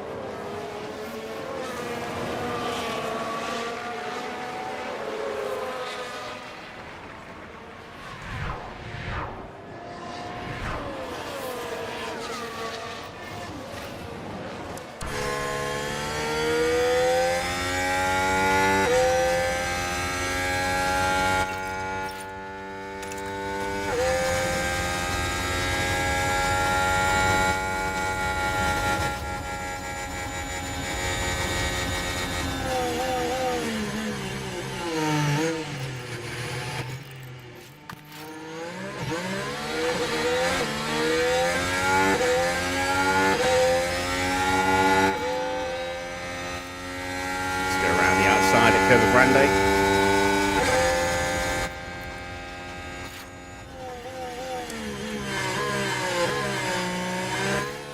I didn't worry too much about Jensen because I knew he would catch up while we were fighting.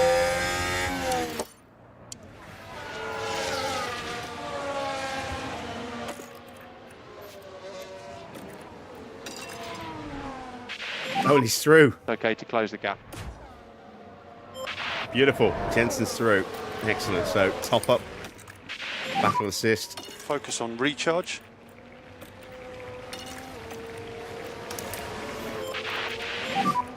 Key thing is to keep the tyre in good shape. Keep the tyre in good shape.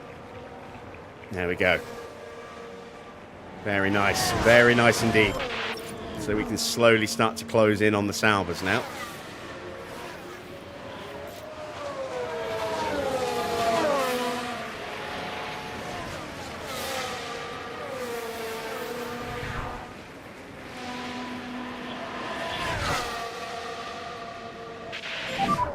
How's this tyre?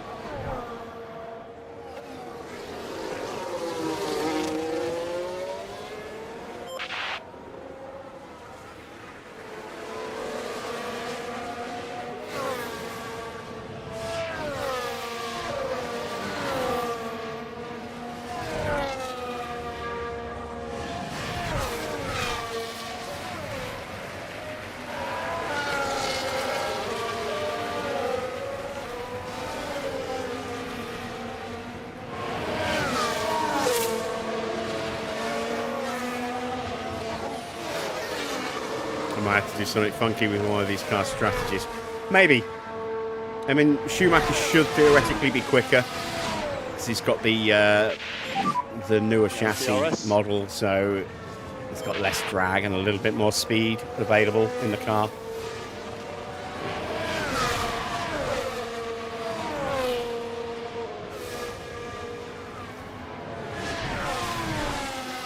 And we're not pushing the tyres as much as we could be at the moment as well. I want to see if there is the option of maybe changing up the strategy a little bit.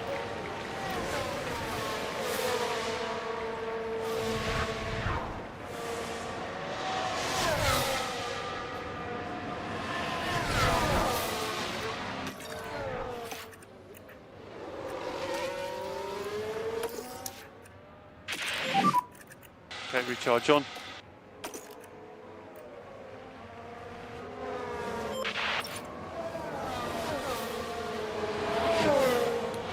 Safety car now is not really going to help us in terms of being able to jump ahead of many people. I mean, when you look at the gap, we're half a minute behind the front leader, the front runners already. And we're 20 seconds behind, almost 20 seconds behind Alonso and Hamilton. So, yeah.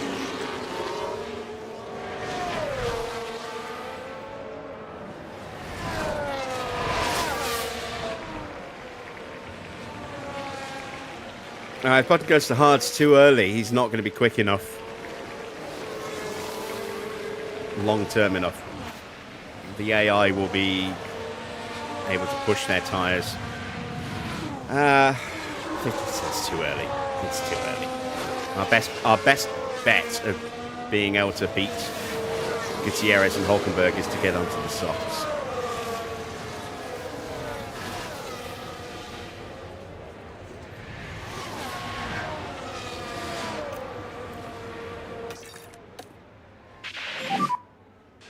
Okay, keep looking after the tyre.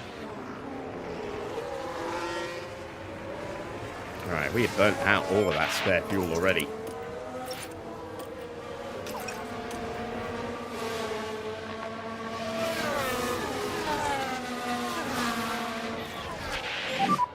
More lift and coast.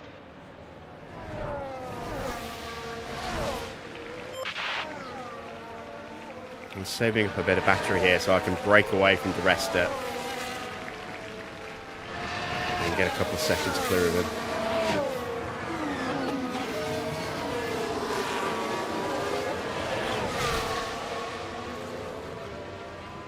Target for Schumacher's 10th, target for Button is 11th. I'd like to think we'll be able to achieve those targets. At the very least, building up a little bit of extra tyre wear now means that if we do end up sticking with this initial strategy and going onto hards, we can be more aggressive maybe with these tyres towards the changeover point, or maybe just more aggressive with the hard tyres on the second stint. You see Schumacher in 7th. I don't. I see Schumacher maybe 9th. That's my target, is just to beat the Saubers. Anyone else? No.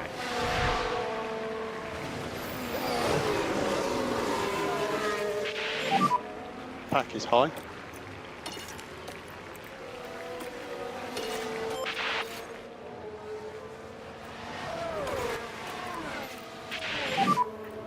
Okay, to push it. Ooh, we've got a fault for Hamilton. Car slowed down. Good. It's too quick.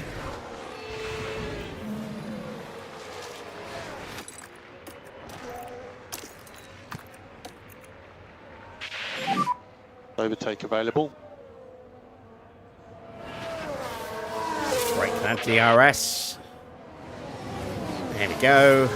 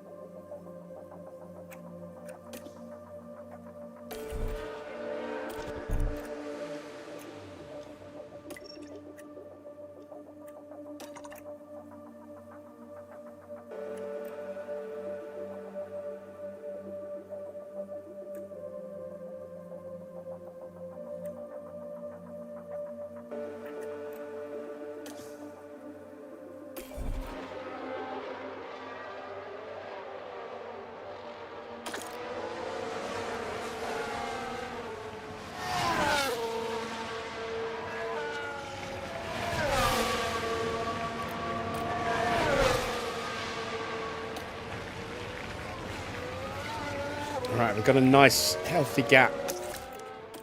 Back to DeResta and Verne now. Recharge on.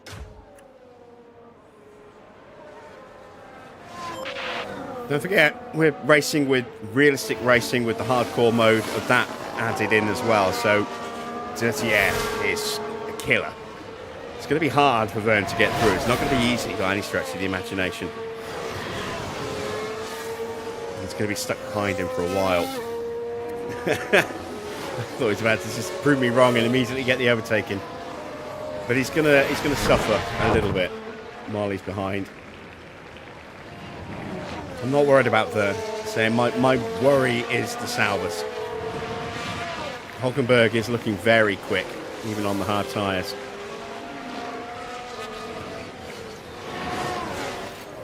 Oh no, I'm prepared to change. Oh, Hulkenberg's got an issue. Oh, fantastic. But it looks like they're carrying some kind of fault. Yeah, I'm more than aware of, you know, what a safety car could do in terms of tyre strategy.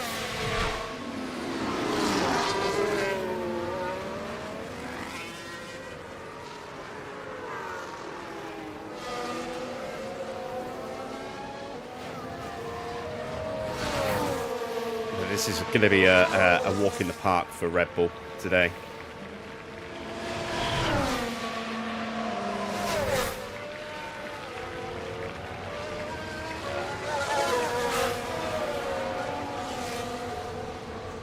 If I go too early on the hards, I won't be able to push at all, really, for very long.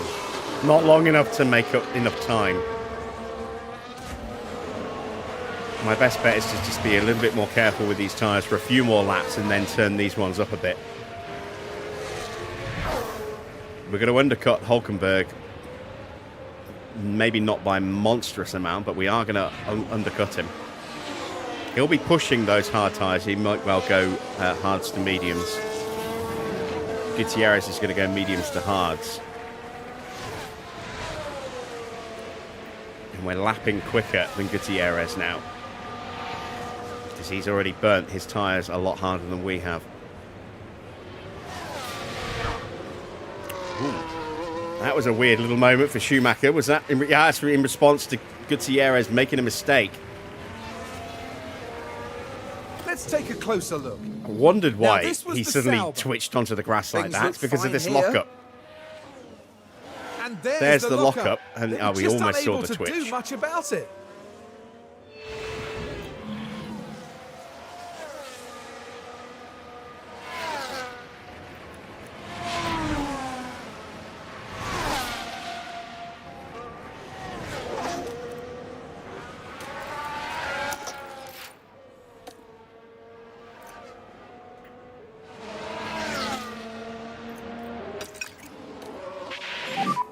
We can use the pace now.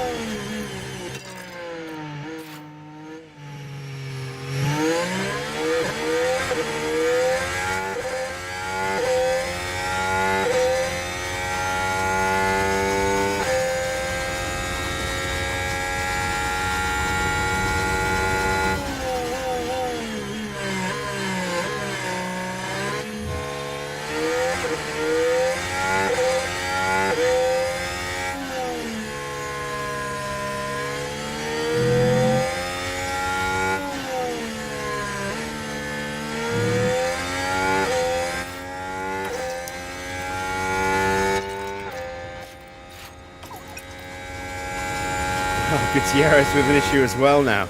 Both Saubers having some minor issues. Button didn't get held up yet, dropped back quite badly. Well, don't forget, Button had that moment where he got pushed off the track by Hulkenberg, and then I told him to move behind Schumacher. So that's why he's lost quite a bit of pace, you know, from where he was to where he is now. And then we had to Resta putting us under pressure for a while as well. But since I turned his tyres up, he's now in the 125s.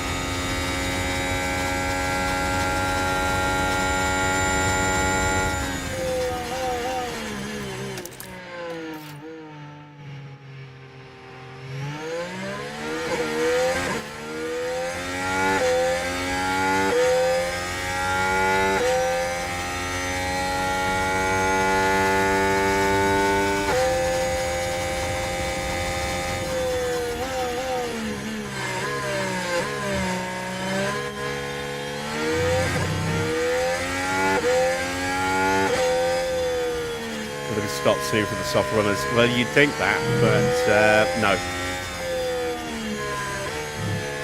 Not yet.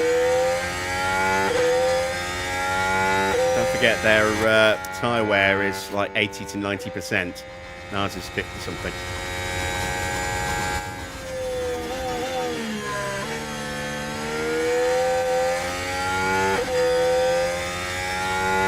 The rest of his car getting worse.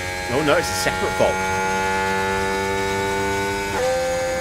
How's the front left? Front left is okay. It's the front and rear lefts. They're slightly worse than the right-hand side, but not much.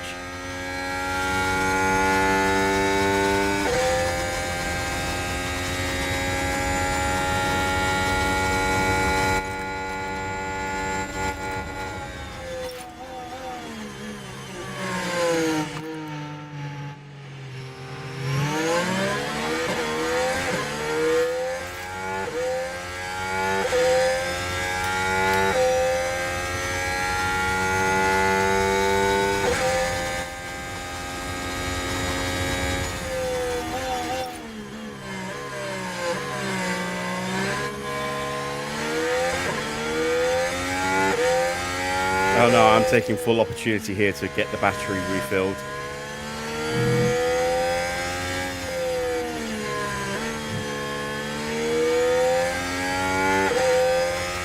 And they start dropping off at 60. When the tyres hit 60%, they suddenly drop off quite significantly. Alright, Grosjean's into the pits. Which surprises me actually that he's the first in. Got the best tyre wear of anybody. Hard tyres. Ooh, it's going soft hard. That's a slow stop.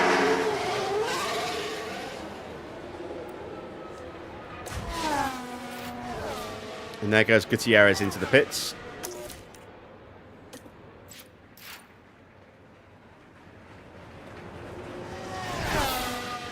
And Jensen is going to play spoiler and hold up, hopefully,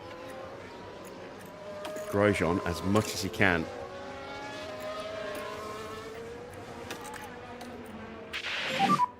Overtake available.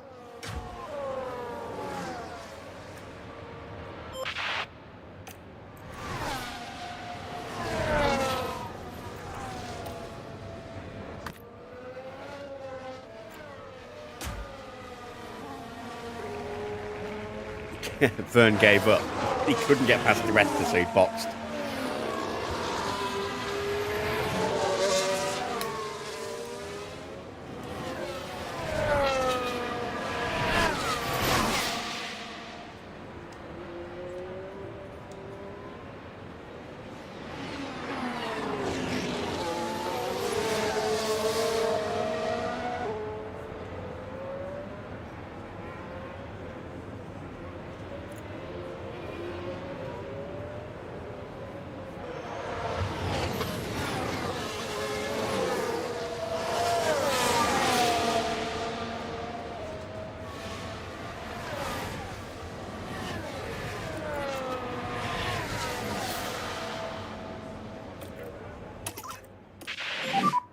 Suggest reduce a bit, lift and coast.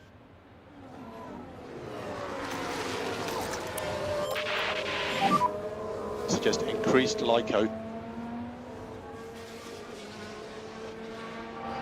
Well, it depends what the issue is as to why he's quick.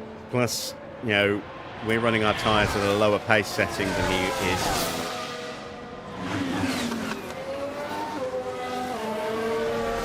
But my guess is that he's got some upgrades on the car that aren't necessarily on Gutierrez's car. I'm guessing there'll be a slight difference between the two.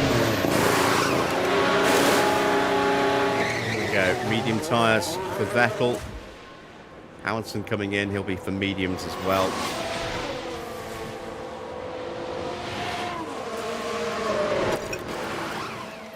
That's a bad stop. That's good.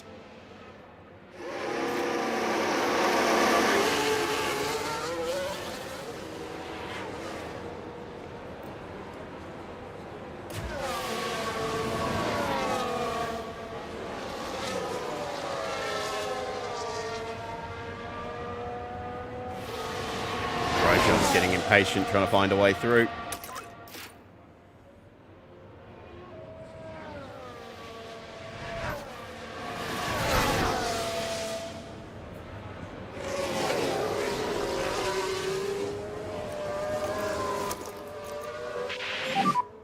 Overtake available.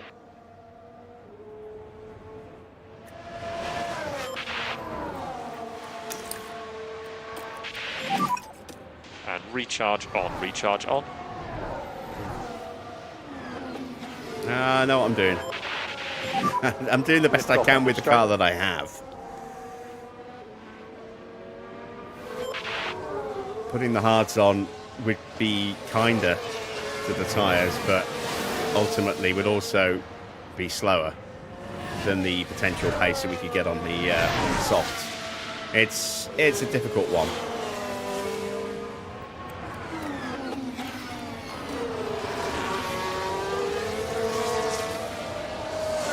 Ah, he gets us.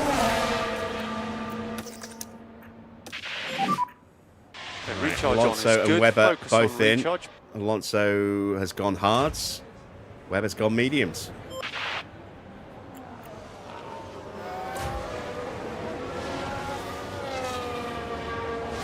Oh yeah, that was Battlestar Galactica Scattered Hopes. I'm loving that game.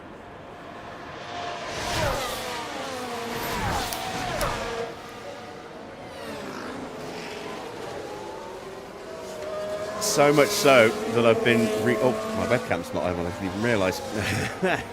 Whoops. Yeah, so much so that I've actually been rewatching Battlestar Galactica. I'm really getting caught up in it again.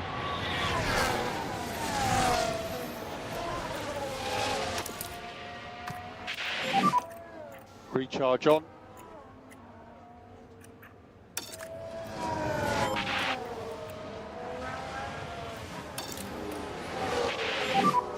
Use the pace now.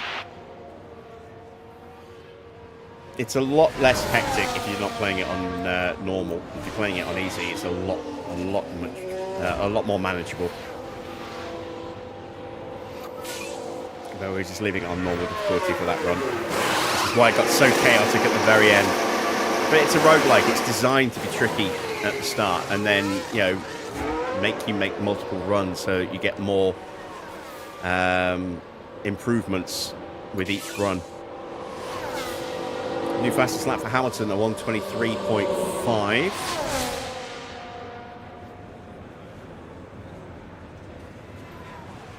Massa's got some damage. He must have damaged his underfloor.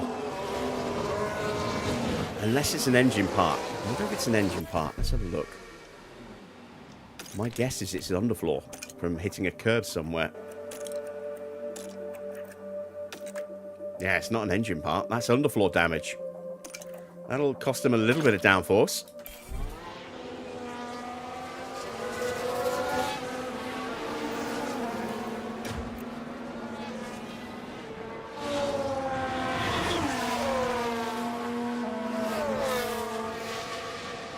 Now what I'm going to do with the increased tyre pace is to try and just hang on to Grosjean a little bit.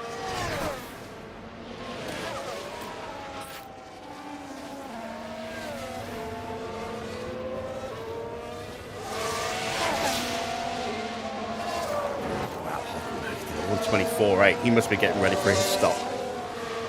My guess is, at that kind of pace, that is very, very fast. Raikkonen's in. If he's going softs or mediums. Yeah, sorry, softs or hards. He's going hards.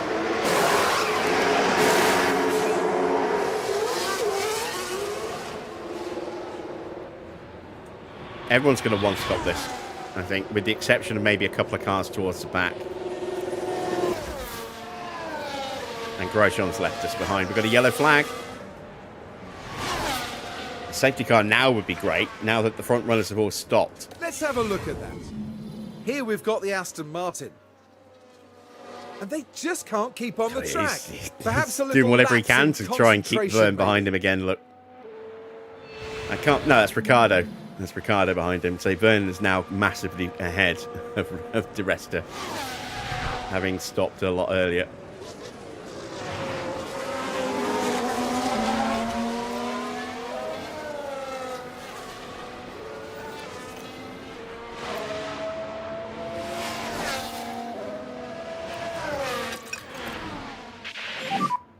Key thing is to keep the tyre in good shape. Keep the tyre in good shape. Okay, keep looking after the tyre.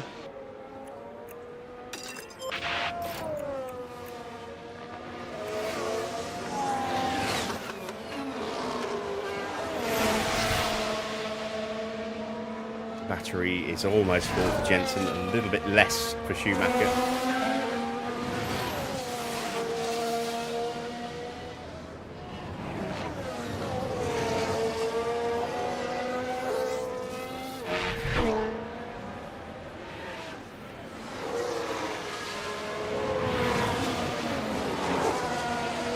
Come out behind Gutierrez again, but hopefully ahead of Verne. New fastest lap for Rosberg, a 1:22.7.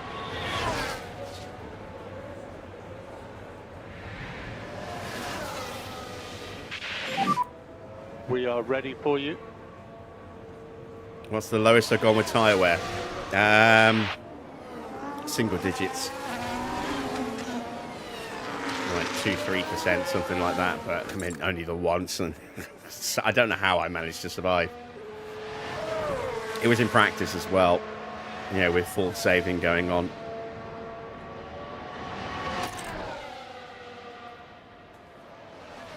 I took a set of softs as far as I absolutely could. Maybe it wasn't quite 2%, but I boxed them when they were in single digits. When I was on the lowest pace possible in terms of tyre push and fuel. I was avoiding curbs like crazy. The car was insanely slow, but it was practice, so it didn't matter. I just wanted to see how long I could stretch a set of softs. And I say I did get into single digits before I boxed to end the stint.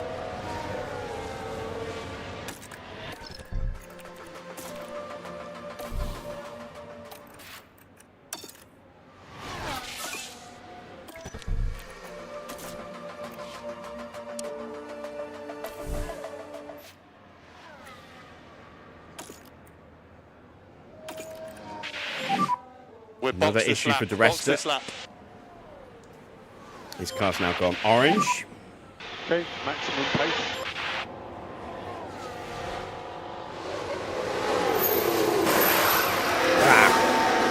And that's why I didn't gamble on stopping them both at the same time.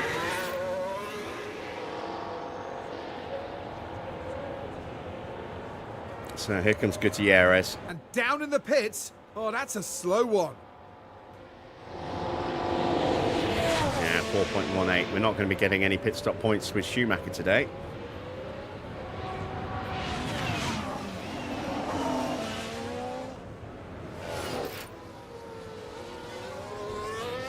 No, it's weird. I mean, it's just the way the game's coded. If you don't finish, it sometimes classes you as a DNF. You can still get points finish, but you'll get you won't get classified as that finish with the sponsors. It's annoying, but yeah, it depends where everyone else is when they're lapped. So theoretically, if they lap everyone up to say 10th and you finish 9th, but you retire before you cross the line, you'll be classified as finishing in ninth, and you'll get the 2 points. But at the same time, you won't get the sponsor objective for finishing in the top 10, for example.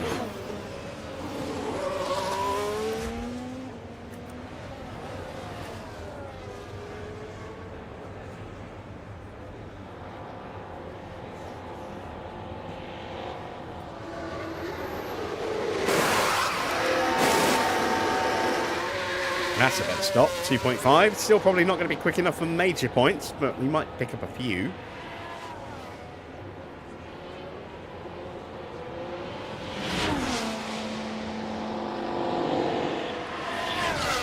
There goes Schumi. Might still stay ahead of Verne here. It'll be tight in the braking zone. But we're going to do it. Lovely. You are currently P12. Schumacher's already taken half a second out of Gutierrez, and his tyres still haven't warmed up yet.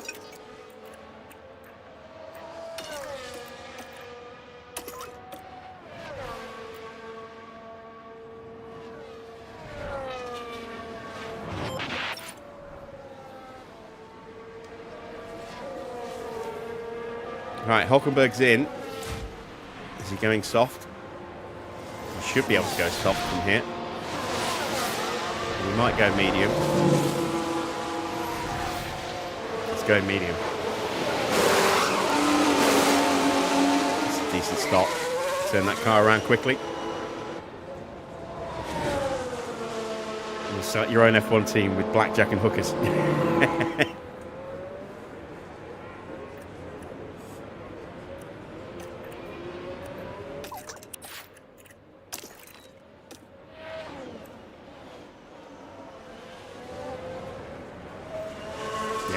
Hulkenberg might be a bit too quick for us, but I mean, we need 10th and 11th, so we're on course for that. I only started pushing Schumacher on the edge of the parabolica with the battery, and he took another 1.5 seconds out of Gutierrez on that last lap.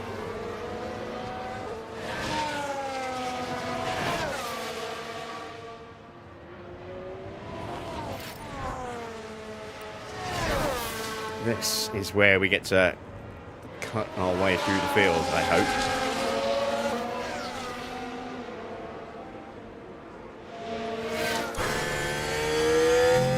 Jensen's tyres are about up to temperature now as well.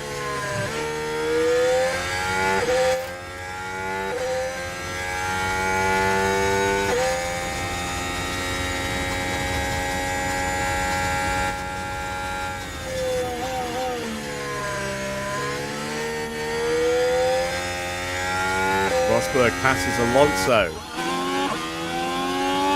Oh, that's tight.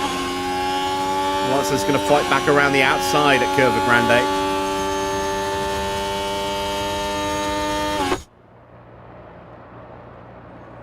They're going to be side by side into De La Roja.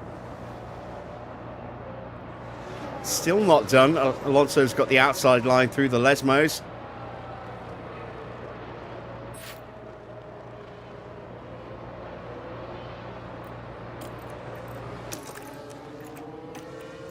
And finally, he gets the move done.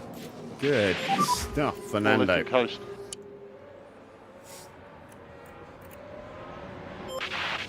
Oh, I fully intend to turn the tyres down even more in a moment. I'm just using the pace of the tyres with the battery here to try and catch up / get the moves.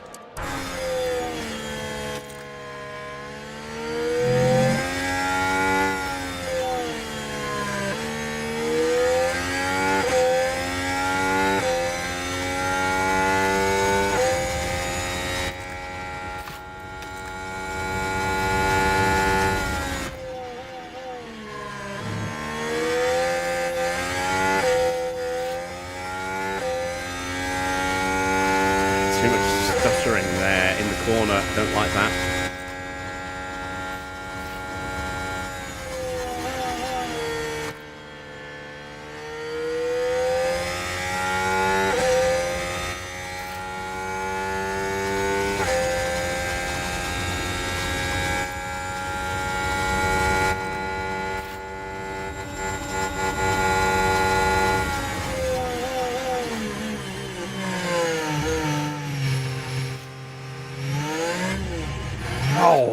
he spun. He spun. I thought there was contact for a minute then.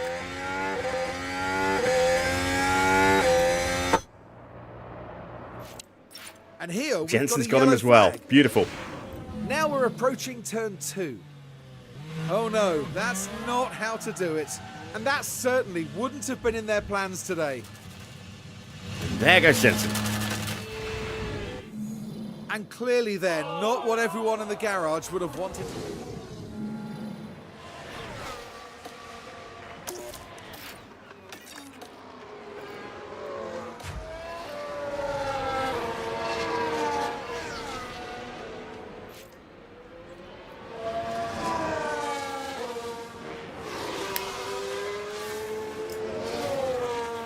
Well, that's targets for the sponsors achieved, so that's going to be a 1.3 mil, give or take. That'll be enough to start building those new upgrades, the new chassis The and temperatures all look fine. side pods that are now ready to go into production when we get back to HQ.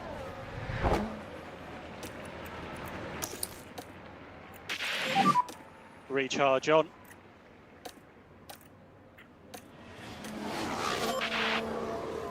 Now let's see what our pace is like on the lowest tyre setting. Track temperature should hold above 40 degrees for a while now. This is what I had in mind putting these softs on, was that we were going to have this period where we could be really kind to them and yet still hopefully have good pace.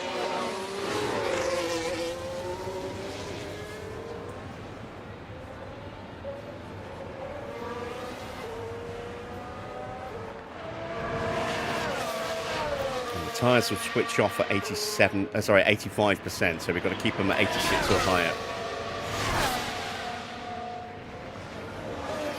Hulkenberg's car has got worse, so whatever the issue is, it has escalated up. I hope it's his battery. It's quicker than the lead on the last one. I was using the battery, that's why. We'll be slower on this lap. It'll be high 23s, maybe low 24s with our tyres in the lowest setting. At least that's what I'm expecting anyway. If we're quicker than that, I'll be very, very happy.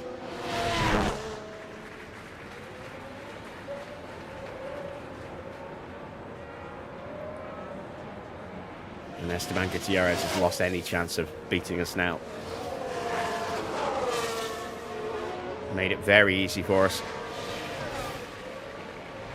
124.3 and a 124.6. Yeah, that's kind of what I was expecting. But that's why we're just cooling the tyres down a little bit. We'll turn them back up again in a lap or two.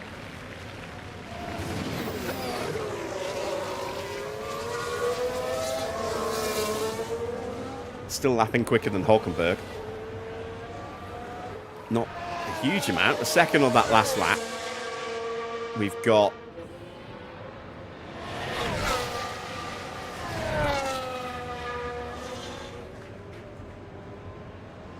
18 laps to go, including this lap.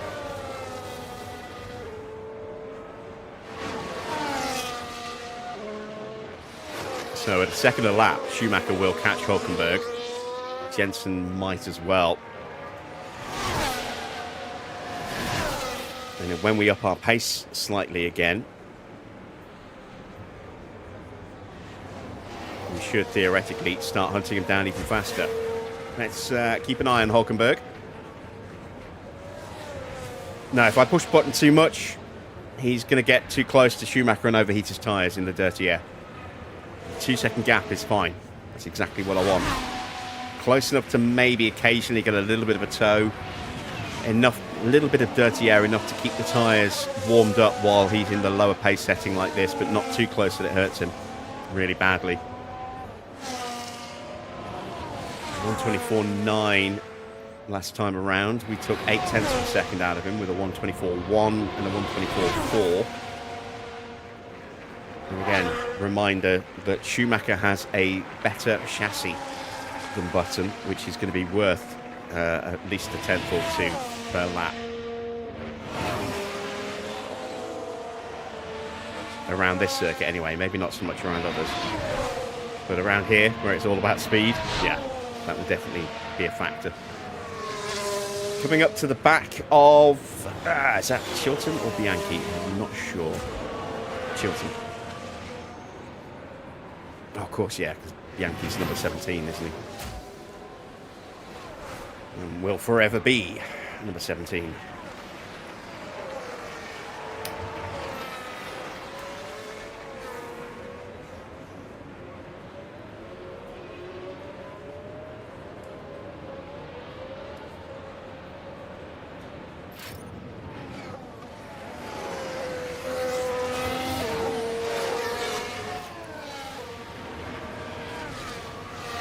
So the combination of upgrades are all on the same department.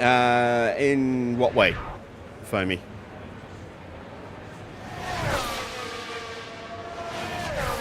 You're talking about the upgrades that are coming?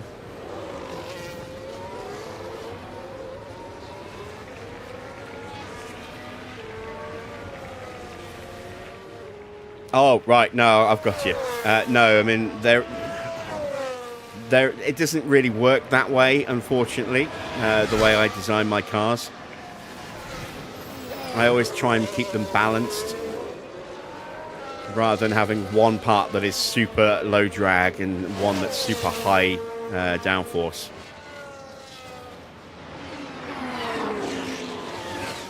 I generally try and design them so that they all work in harmony with each other and they all do a similar kind of thing. I mean, I'll favour downforce on the underfloor over drag, but not by a massive amount. I still want to try and reduce drag across the entire car. But I don't develop specifically for tracks. I develop just to have a car that's strong everywhere. Or try to, Our levels of expertise are just nowhere near that of our rivals at the moment, which is why they're out developing us. But I try and get a car that works well everywhere rather than a car that is very good in one or two tracks and shit everywhere else.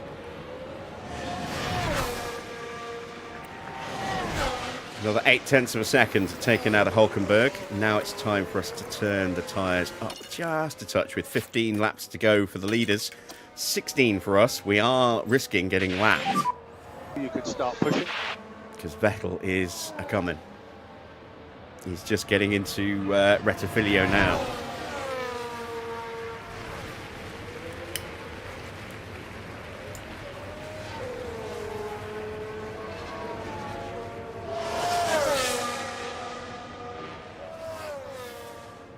I don't need a fast car at Monaco or Hungary. Well, no, but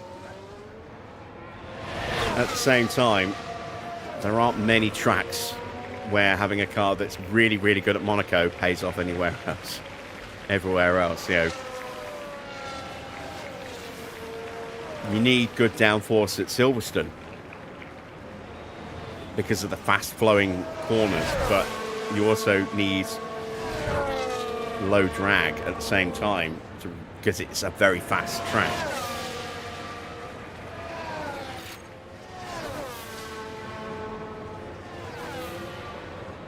Sometimes if I know I've got a specific couple of circuits coming up where certain characteristics are needed, I might, if I know I'm going to be making another wing later, maybe focus a little bit more on a key part of downforce. So if I know, for example, I've got Baku coming up, and back when in 23, when like Baku was round 4 on the 23 game, I think it was round 4. But it was certainly early in the calendar. One of the first wings I would make sure that I had really good low downforce on the front wing, knowing that Baku was coming up, to then balance that back out again with the next front wing that would come after Baku.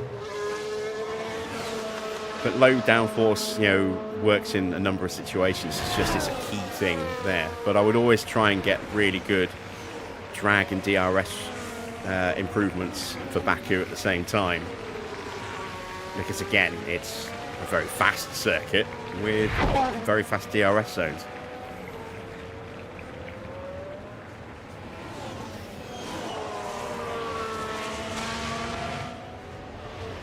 Right, so we're into Parabolica.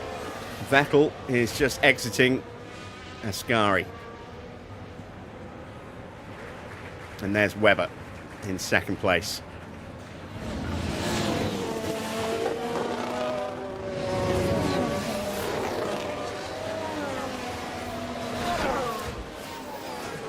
The main thing I do, though, at the start of every year is I look at the car in a breakdown of every single part. I look where it's particularly weak. So if my front wing is really, really bad in low downforce, then I focus maybe a bit more there than I would on other areas. And we've got a yellow flag. That is Vettel. There are yellow flags on the main straight. Vettel's spinning on the Nothing at exit this of point. Retifilio. And the rear just lets go. And once it started, they were pretty powerless to do anything. He lost a huge amount of time there, and his teammate got held up, but did then get through. Webber now leads. Vettel down to second. It'll have done some damage to his tyres as well. Evening Nexus. He joined just in time to see Vettel potentially throwing his lead away. His win away, even. Could this be win number 2 for Webber this season? And we've got the gap down to just over 9 seconds now to Hulkenberg.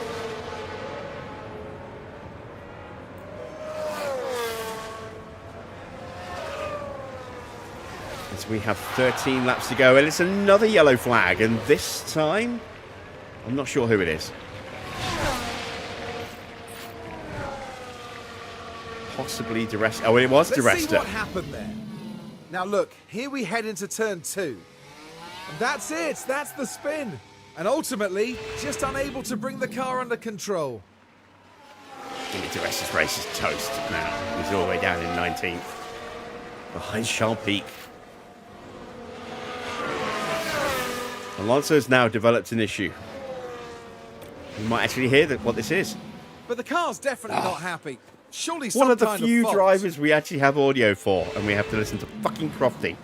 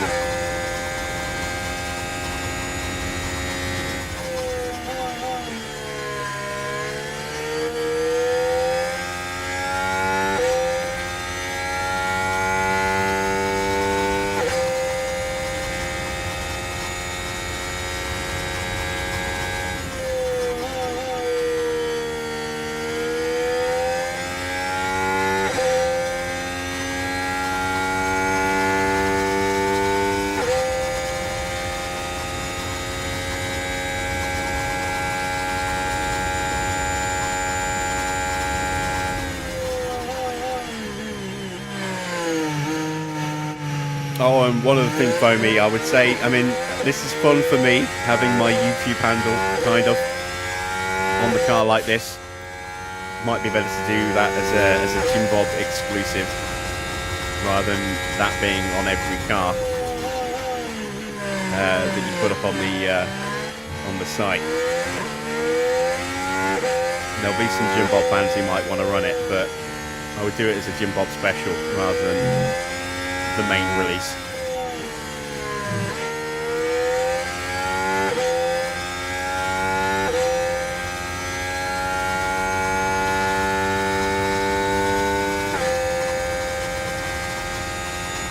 Who's out in front of us?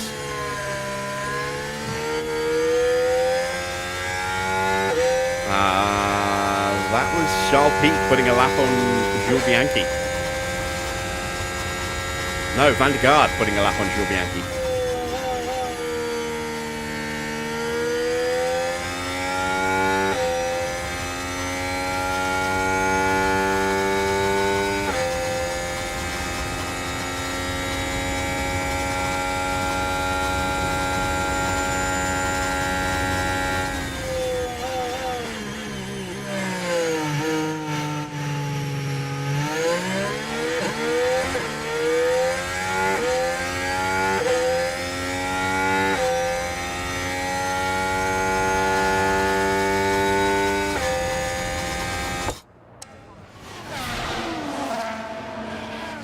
Right, so we go past Van der Gaard. was that Chilton then? It must have been Chilton who just got overtaken. No, where is... Yeah, Bianchi is there. So Bianchi's about to get lapped by his teammate. Again.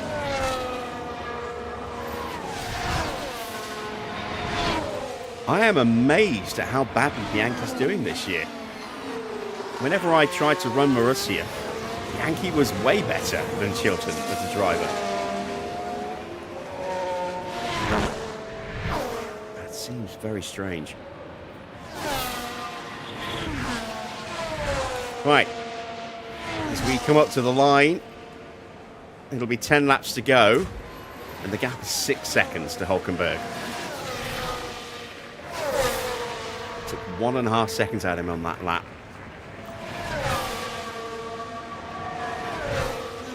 That's De Resta. And just in front of him is Hulkenberg.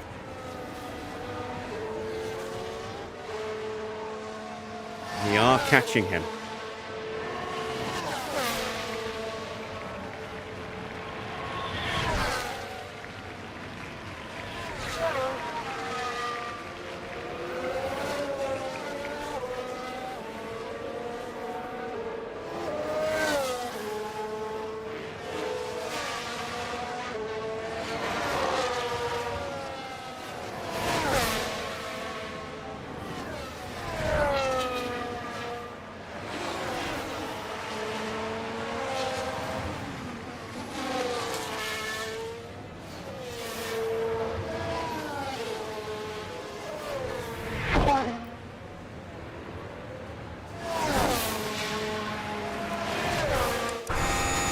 Not close enough to go into harvest this lap and get the DRS. Maybe next lap.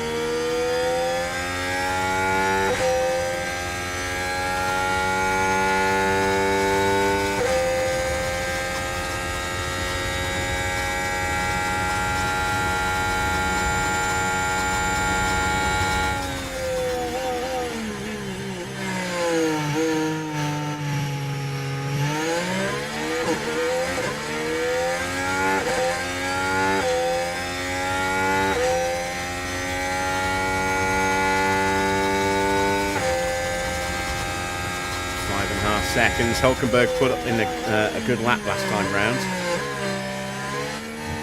Webber still leads Vettel and is pulling away from Vettel.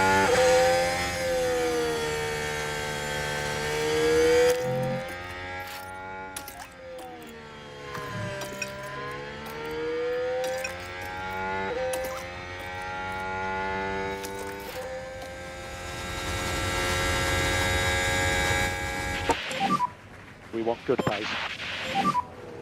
Use overtake. It's time to go hunting and then tuck in behind, re-prep the car and then punch through.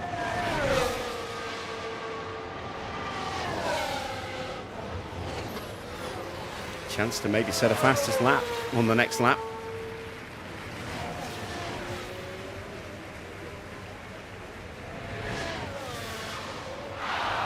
Oh, someone's off.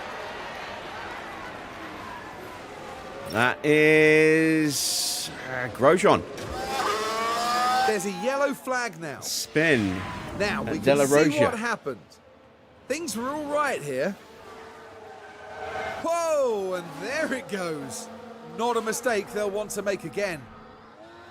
That let Massa through. And just like that, the hopes of the team start to dwindle.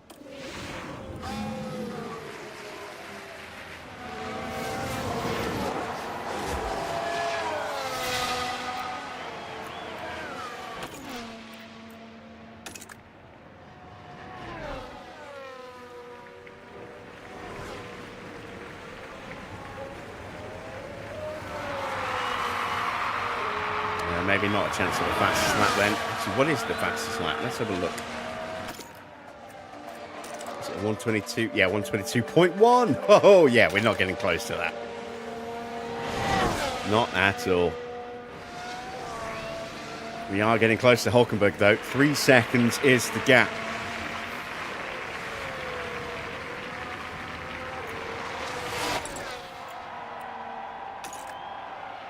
I'm out of battery now. There he is.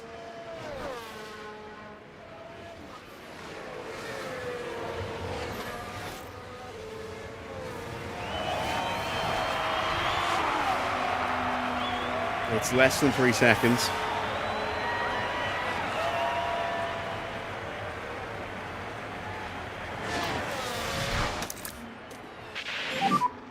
Recharge on.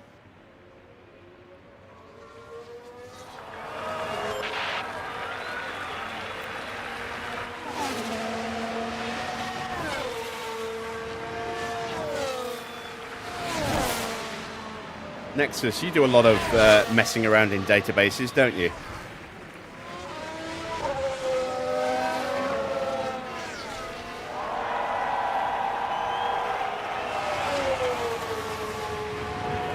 Grosjean,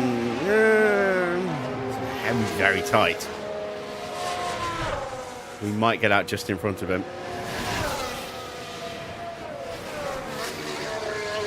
I want to know if you can change the game clock. So instead of starting at the beginning of 2024, you start at the beginning of an earlier year. Suggest increased LICO.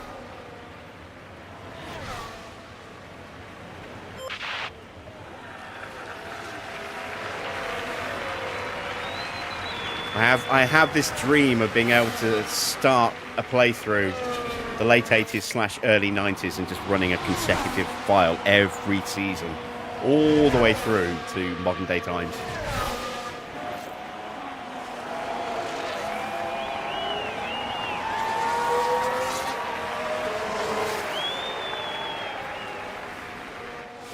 Hulkenberg has responded to the pressure.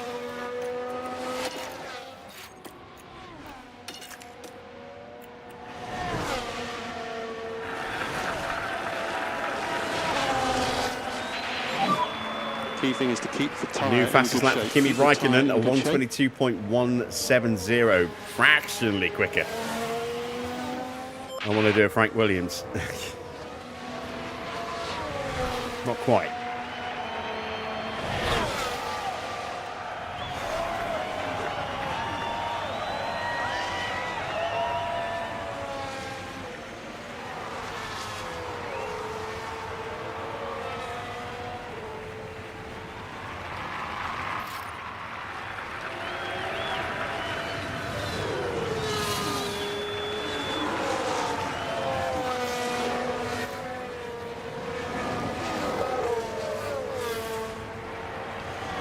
Come on, slow down, Git. There we go, we took 3/10 on him that lap. Hope he gets held up. Watching his battery light. Battery doesn't seem to be the issue. Or at least not at the moment anyway.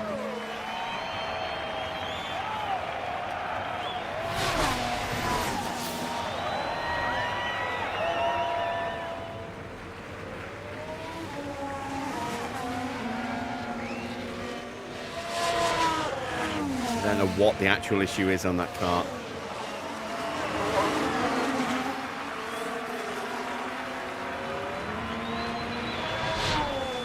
Oh, nice, we got the DRS.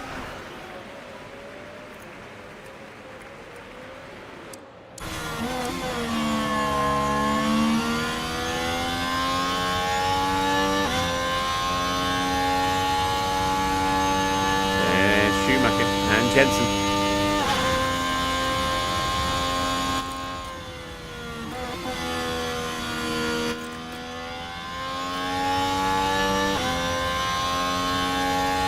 We're going to avoid getting lapped. 125.0, 124.6. It's edging closer, not quick enough. But I can't push the tyres anymore. Maybe push them a little bit with Jensen. I was thinking, starting 88 if possible, so we've got that mighty duel between Senna and Prost before, with them in the same team before Prost goes to Ferrari.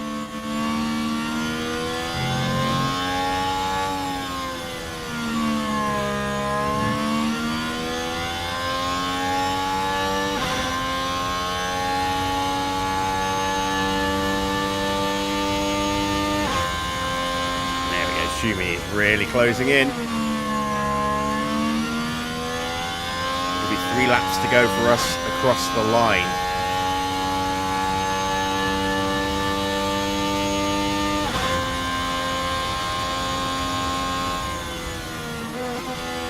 Yeah, I just thought if we could change the start point and then just let everything go forward from there, even if it means cleaning out the database and rebuilding it completely from scratch. I just want to know if it's possible, because if it is, I don't mind going through and manually creating a database once I learn how to do it. But I just want to know if it is possible to get that start time to start in 1988.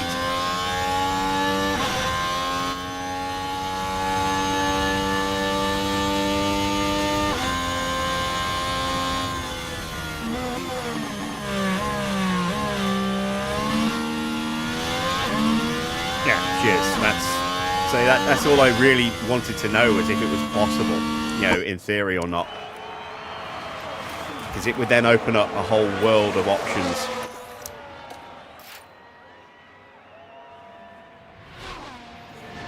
Are we still in high defense?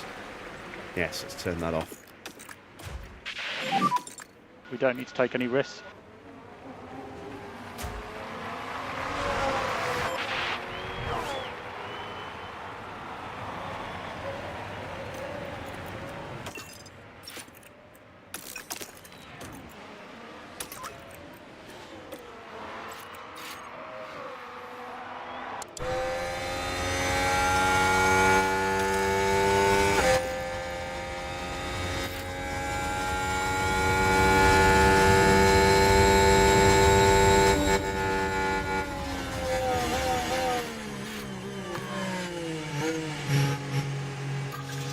Oh yeah, I mean, like I said, it would mean creating a whole brand new database from scratch. And once I learn how to do that, I'm more than prepared to do that and put the time in to do that.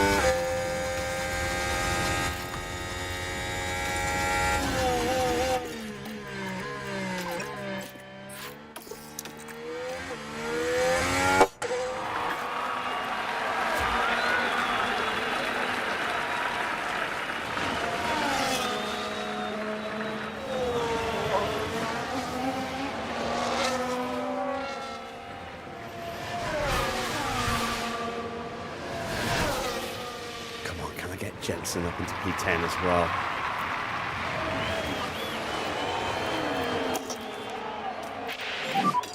Use overtake. Let's keep pushing up to cars ahead. One more lap to go. If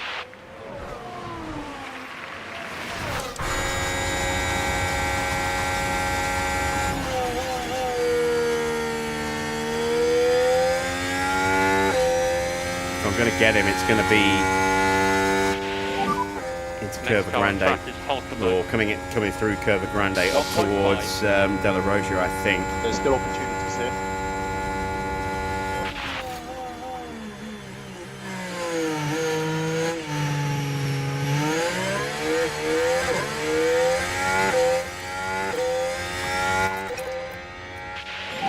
Webber wins. Top end of straight. Second win of the Red season Bull for Mark takes Webber. the win.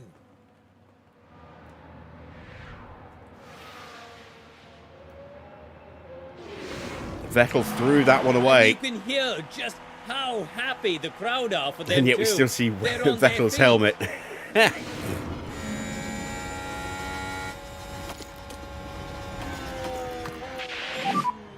So no risk on curbs.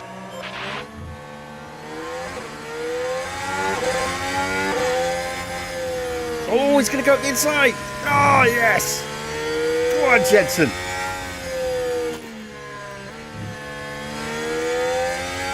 No. Oh, we gave him the Pack is low. DRS as well. Shit.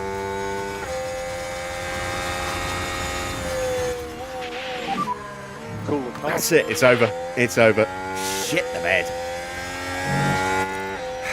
P11 it is. But, I mean, that was the target with the sponsors, so... Unless Hulkenberg's car somehow blows up here in the final corner.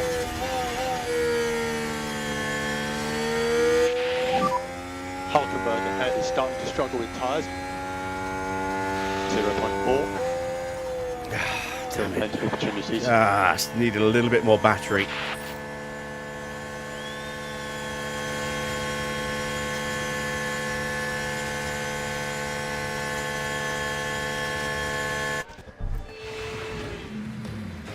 And on our screens at the moment, the McLaren driver. A P9 finish today and some points on the board. Now, Karun, with that result in mind, what would they be feeling like down at McLaren? They didn't Not do great. too badly today. A pretty respectable outcome as far as they'll be concerned. But they need to keep pushing. They can't afford to sit back. The fact that we're now behind Sauber is a And worry. with that, our time in Italy is done for another It's a year. big worry.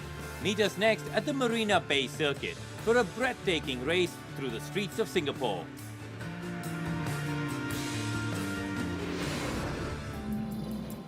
Confirmation then of the final result. Mark Webber with win number 2. Not bad for a number 2 driver. He takes win number 2 to get 25 points. Vettel throwing the lead away with that spin at Rettifidio to end up in second place. Hamilton third, fourth for Kimi Raikkonen with the fastest lap for bragging rights. Fifth place, Nico Rosberg. Sixth for Alonso, seventh for Massa. Not really a good day for Ferrari, and Massa only able to get past Grosjean because Grosjean had a spin at Della Rosa.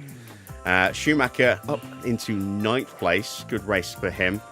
Hulkenberg 10th. Jensen 11th, missing that chassis that we desperately kind of needed, but couldn't afford to make. And then everyone else at least one lap down. We had Gutierrez in 12th. 13th for Verne. 14th for Sutil. 15th for Bottas. 16th for Maldonado. 17th for Ricciardo. 18th for Charles-Pic. Di Resta 2 laps down in 19th, followed by Van der Gaard, Chilton and Bianchi 3 laps down.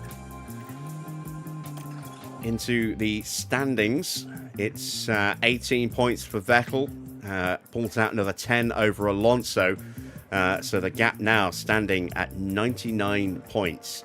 Rosberg in third, closes the gap by 2 to Alonso, who's now just 3 points behind with 157.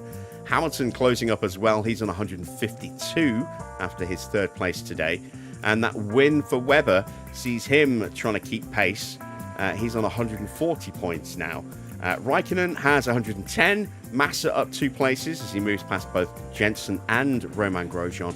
He's on 58 points now in 7th, with Grosjean on 57 and Button on 52. And 2 points for Schumacher means he's 1 point away from his own half century there. 49 points for him. Then it's Di Resta with 10 points. Gutierrez with 4 points, 3 points for Hulkenberg. He gets himself another point today with 10th. Sutil, the last of the point scorers, with 1 in 14th. Then it is Ricciardo from Verne, Bottas from Van der Gaard, Peak, Chilton, Maldonado and Bianchi. In the constructor standings, 43 points, another 1-2 for Red Bull, puts them on 399 points, 90 points clear of Mercedes, and a big points gap opened up today. Ferrari in third on 218. They are falling a long way behind Mercedes. It looks like it's going to be that order now for the rest of the season. And maybe Lotus could even start to sneak up on Ferrari. They have 167 points, outscored Ferrari by 2 points today. McLaren on 101. We're past the 100 point mark now. Then it's Force India with 11. Sauber with 7 points, and then, as you wrote for the rest, Toro Rosso, Williams, Caterham and Marussia all still yet to score. In the pit stop challenge, Jensen's stop was good enough for some points, as expected, but not big points. 4 points in the end, 8th place. Fastest stop goes to Red Bull, who also got 10th as well. Force India second, Ferrari third, Sauber fourth, Caterham once again getting a decent finish in the top 5. Then Toro Rosso, Williams rounding out the remaining positions. So Red Bull are top with 206. We are second with 184 points.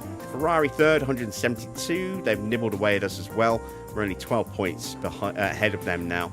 Williams on 131, Caterham on 128, looking to climb back up the order a little bit. They're only 1 point ahead of Force India, though. They're on 127. Then it's 88 points for Toro Rosso.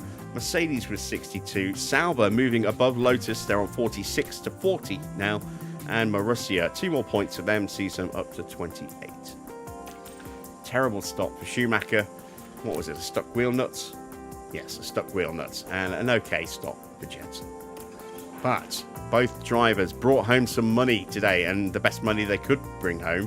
So we get 1.375 mil, enough to get our new upgrades started, and then we'll have some money from the sponsors in a couple of days as well.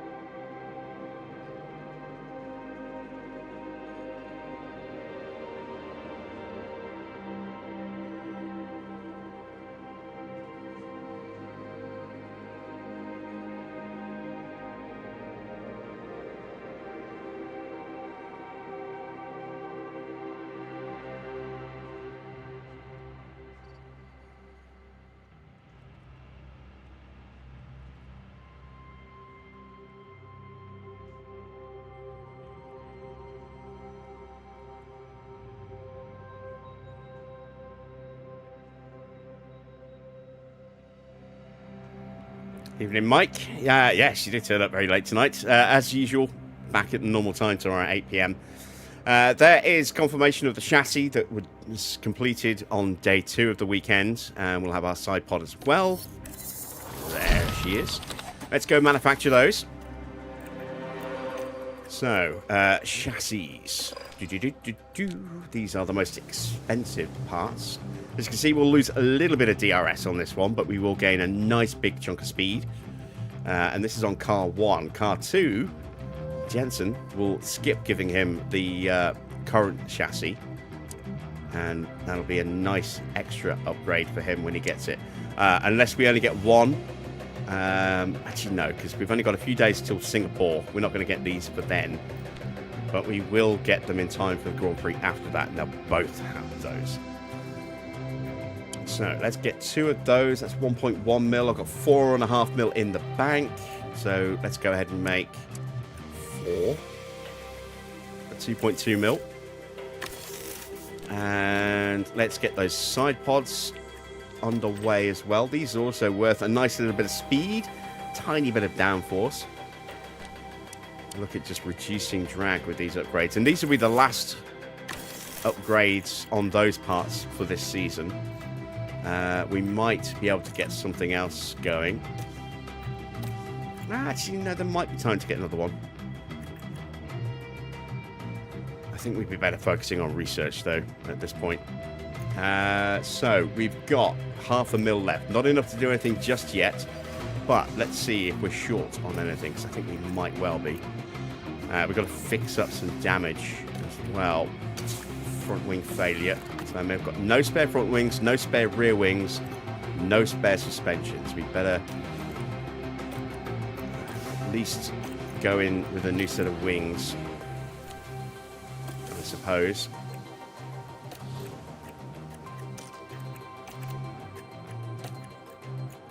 I might not be able to afford both. Let's make sure we definitely got a front wing. I need 275,000. Oh, I have got enough, just good. There we go. So those wings will be ready in time for Singapore. So we'll have spares there, which is good because there's a good chance that one of them will get broken. And then we'll get suspensions done in a moment because we're about to get some money. Let's take a look. New ATR period. That's good. Post-race data.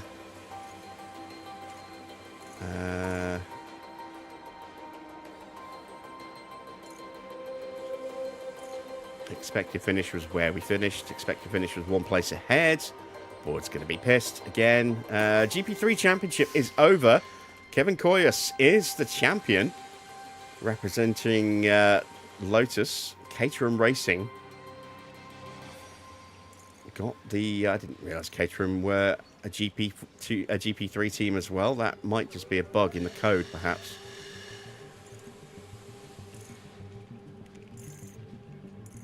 But they finish as the top team, apparently.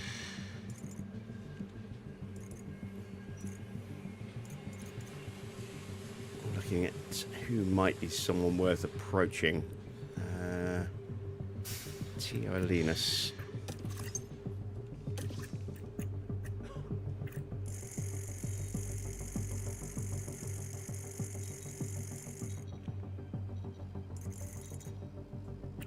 He's 21 years old. No. Tom Blomqvist.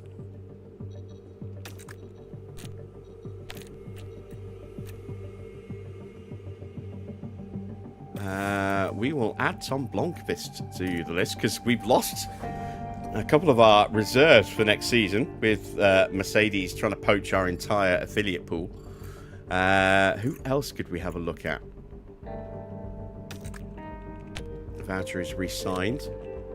That makes sense. We're not looking for a...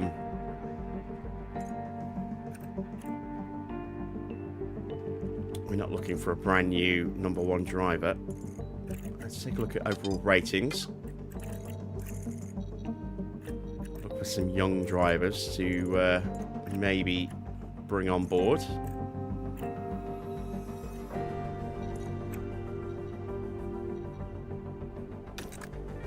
Magnussen, we're apparently in negotiation with him, but he's going to...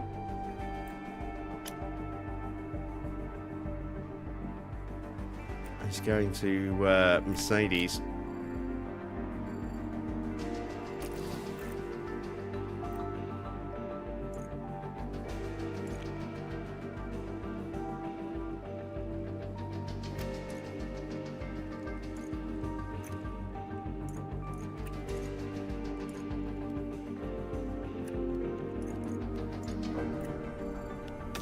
Danny Kvyat is also going to Mercedes. My God, they're just buying up everyone, aren't they? Okay, who else? Alexander Rossi. That looks suspiciously like Latifi.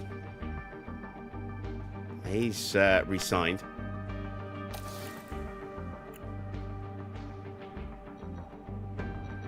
I want to bring Fisichella in as a potential development driver for car development. We looked at Tom Blomqvist.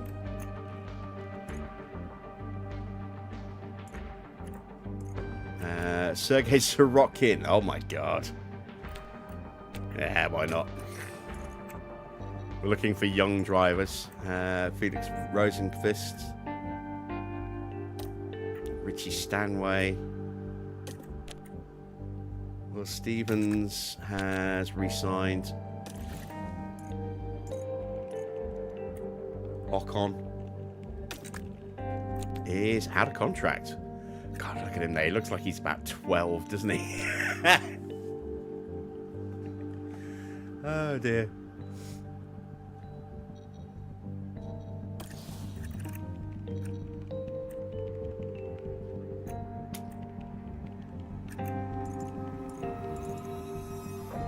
Let's offer him a deal.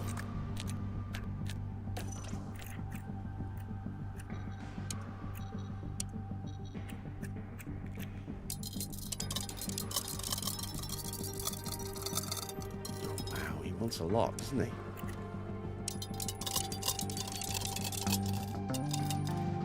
Considering he's only 16 years old and it would be 2 years at the earliest before we could get him in the car. Davide Valsecchi. Maybe. I think he might be going into retirement though. Pascal Wehrlein going to the Lotus next year.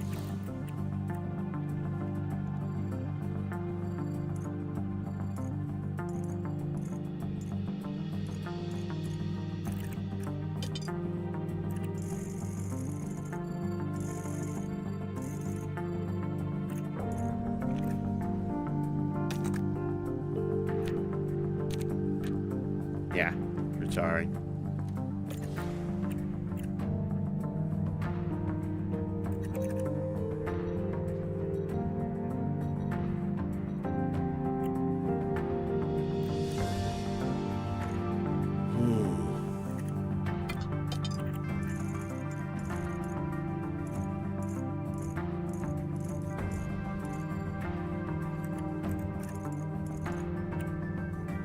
Felipe Nasser going to Ferrari.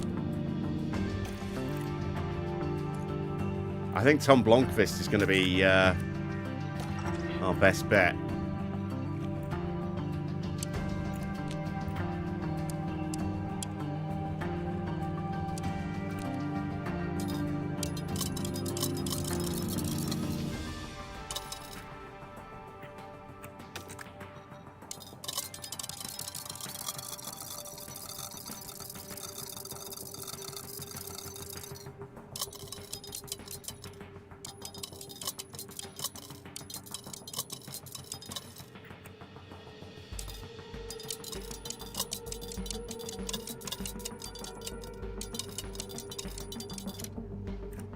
Let's see if we'll go with that.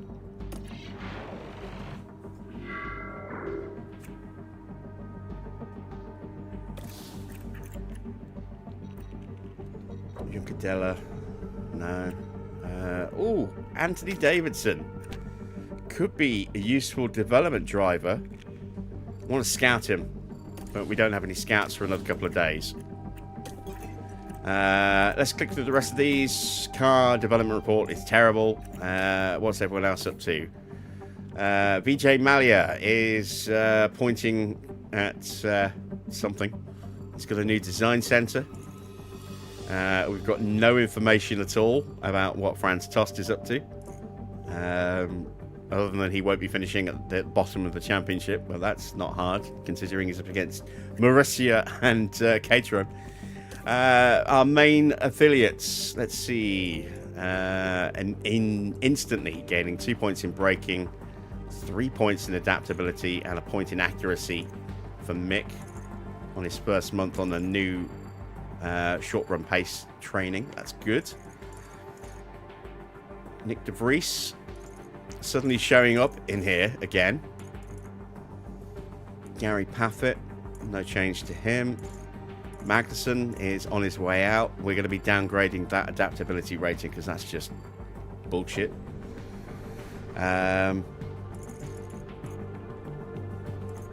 Stoffel also leaving us. Ben Barnicoat. Have we got Ben Barnicoat for next year or not? And Andrew Tang. What about our main drivers? Any change? No. Confirmation of the side pods and chassis.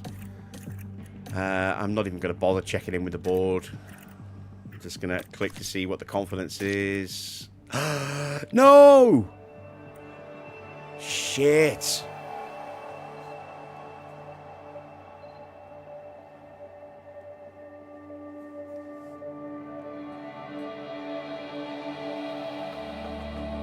All right. So, we're going to open this up to a vote, I think.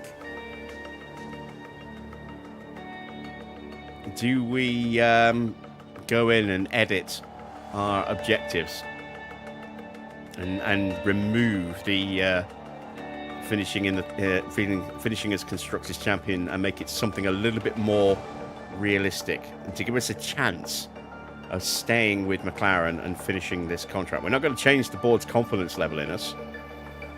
We'll still have to do the work to get the results, but do we maybe change this to fourth?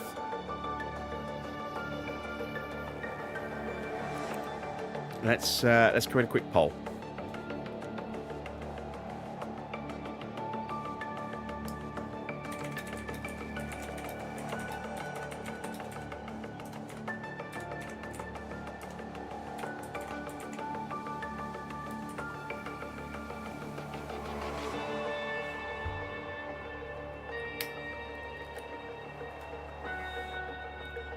I will abide by the results of the vote. If you want me to make that change so that we can continue on with McLaren, hopefully into next season, we still have to actually improve the confidence. So it's not just a magic, we're definitely staying next season. We'll still have to put the work in. But do we do that, or do we just leave it as is and then it's the end of our trying to get Schumacher his eighth world title challenge, and we'll just have to go with a different team next season? I'll leave the vote up to you. We'll leave it open for another few minutes. We've got a bit more we need to get done before we get ready for Singapore. So you've got some time to get your vote in, and as I say, based on that result, we'll determine whether or not we do that. So cast that vote and let me know what you want me to do. Foamy wants me to suffer. Okay. Thanks, Foamy. New ATR period. We've got some sponsor money coming soon. What is still not showing as red? It's that email there. Snap results. Oh, really? Ignore those.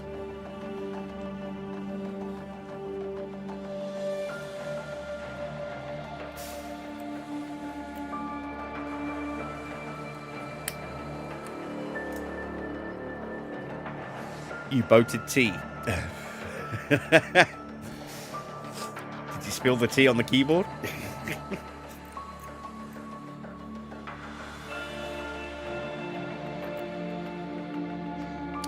So, what is coming up? There should be money. There's the money. Let's get the pit crew training done. Okay. Let's have a look at the scores so far. 67 to 33 with 6 votes. There's still more of you out there. Cast your vote. Get a day of training in here.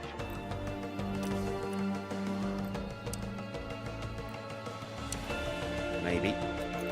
Don't mind carrying 1% through into Singapore. That's fine. Let's get some split training in. Can you vote twice? No. I don't even know if you can change your vote once you've cast it.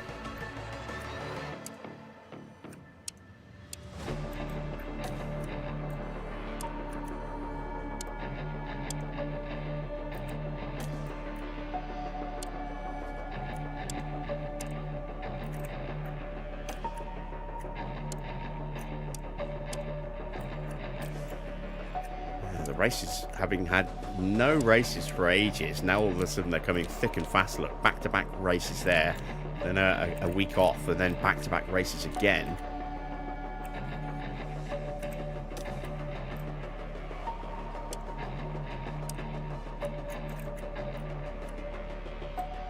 That's perfect. Going into Baku, and then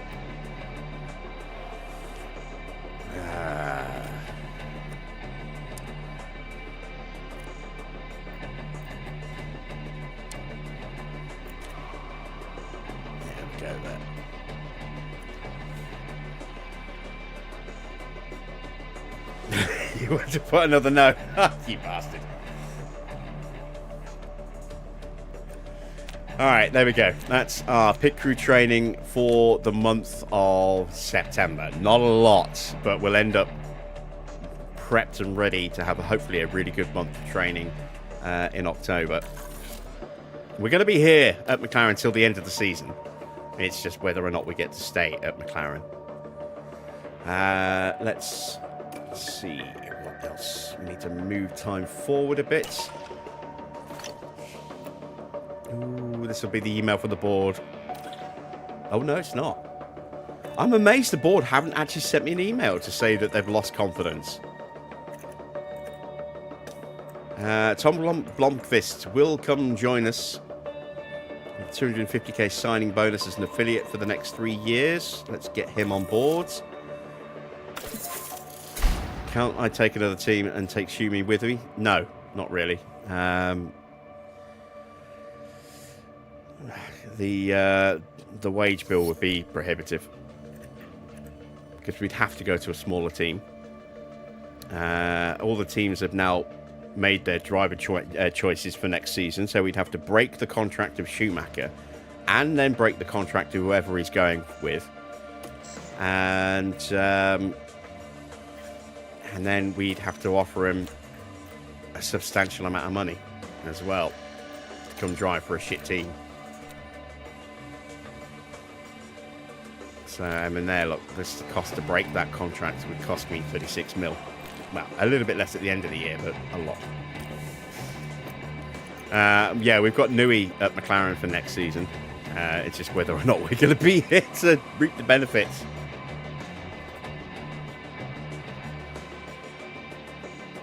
All right. That's the spare front wing and the spare rear wing. We've got a little bit of debt, but we're about to clear it with our sponsors.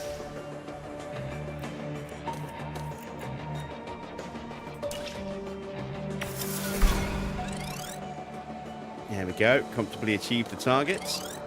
An extra bit of cash from the energy drink cameo as well.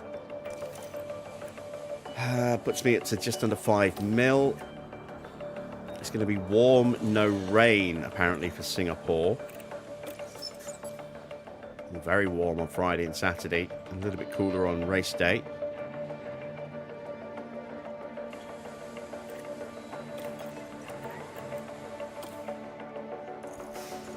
Come back to the standings in just a second. We've got some money and we've got some hours. Can I maybe sort out the suspension? Don't think I can.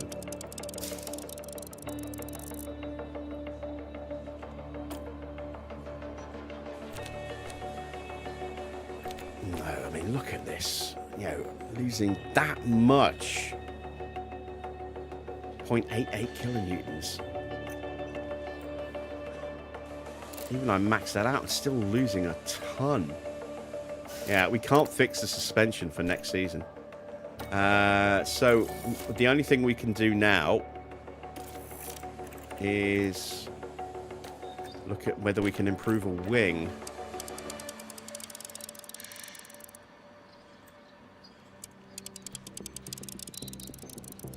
And again, I don't think we can improve the rear wing. We can improve the front wing.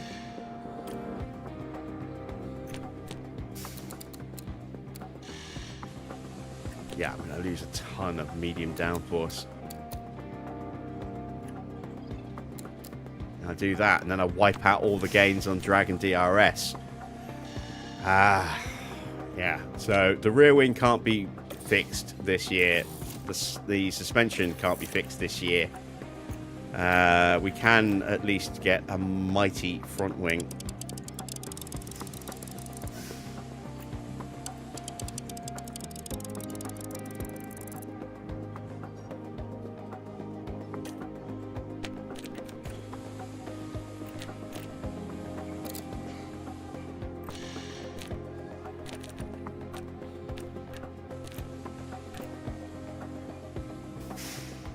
Give us a nice big boost on low speed, not so much on the medium and the high. Could downgrade that a little bit. Still make a gain.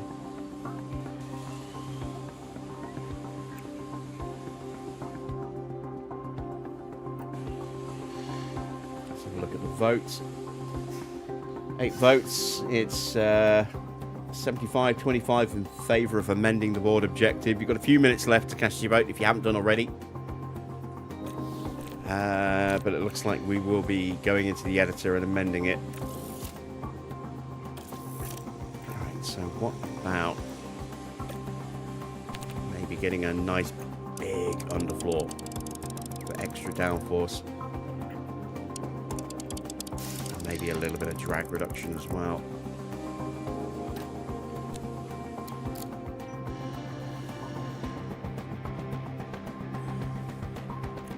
It's not great, is it?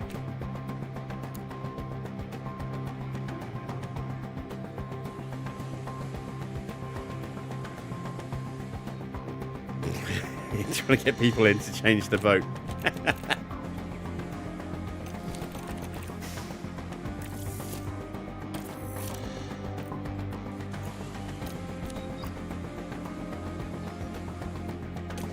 I mean, if we end up going to another team, we end up going to another team. It ends any chance we had of getting Schumacher his 8th title. So it's just, you're basically voting whether or not to keep that attempt. Because, I mean, that was the whole purpose of this series, was to try and get Schumacher title number 8. And that's not going to be easy, especially given how much of a deficit we have to the rest of the grid in front of us. I don't really want to do yet another chassis. I think we'll have to go with the front wing.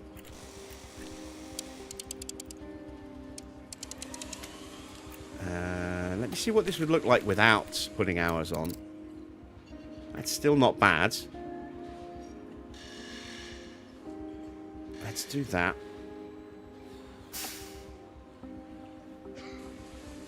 That'll be ready in 38 days. How long till Mexico? Oh, that'll be ready in time for Mexico. We'll have 11 days. That'll be 3 wings and then a 4th wing on day of qualifying. Let's do that.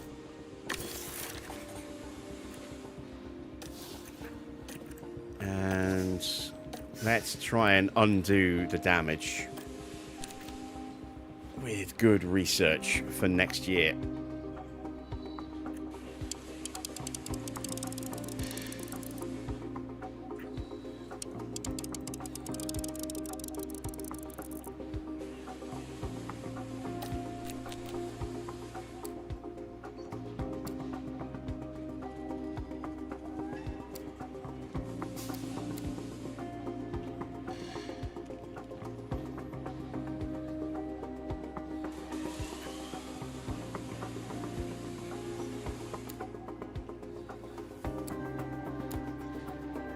Let's go with that. It's a research project. And we need to very much research the rear wing as well, because that's broken. I can't put K-Mag in the car. Mercedes have poached him.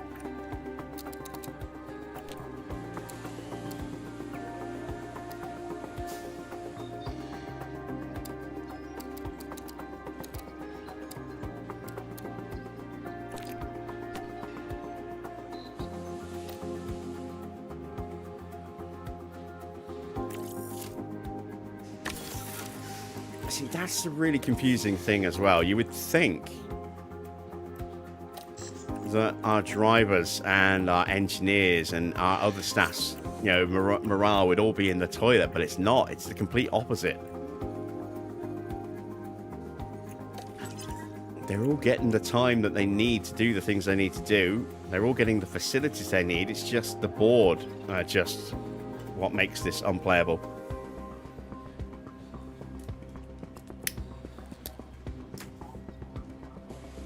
Alright, well, there's nothing left to do.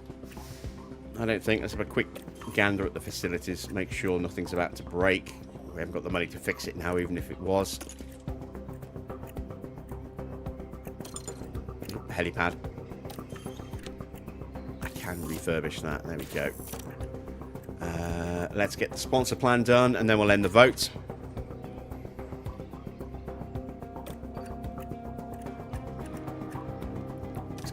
Tang. Nick de Vries and Magnussen all doing stuff. There we go. Confirm. So, let's end the vote.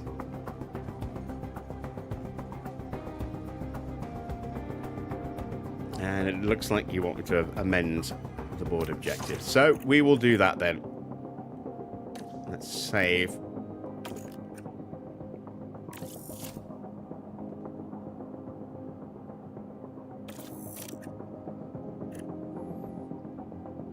And this won't reset the board confidence in us. We'll still have to turn that around.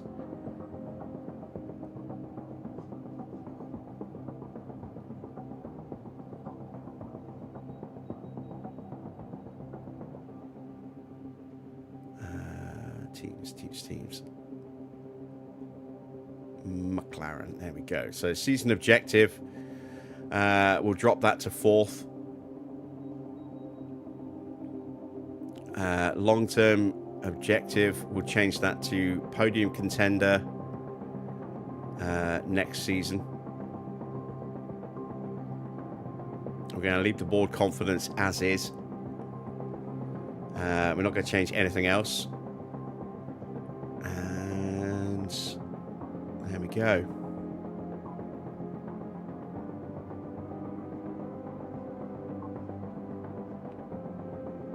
I think those two changes there should mean that, you know, results that we could get will at least give us a chance. I don't want to make it too easy that it's a guarantee that we'll definitely stay on. I still want there to be a fight to try and survive. But that might make it a little bit easier to hang around. We're still going to have to work damn hard to do that, though. Evening, Tony.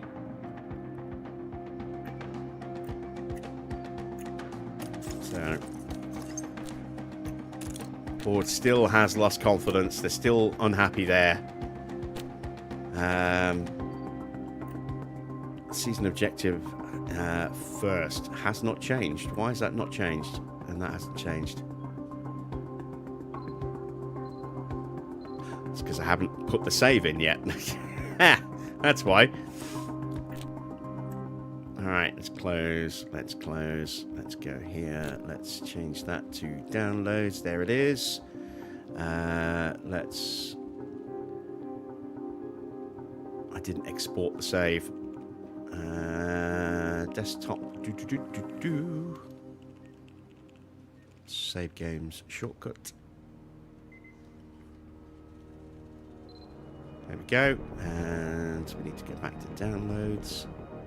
Like that. There we go. I forgot to do that bit.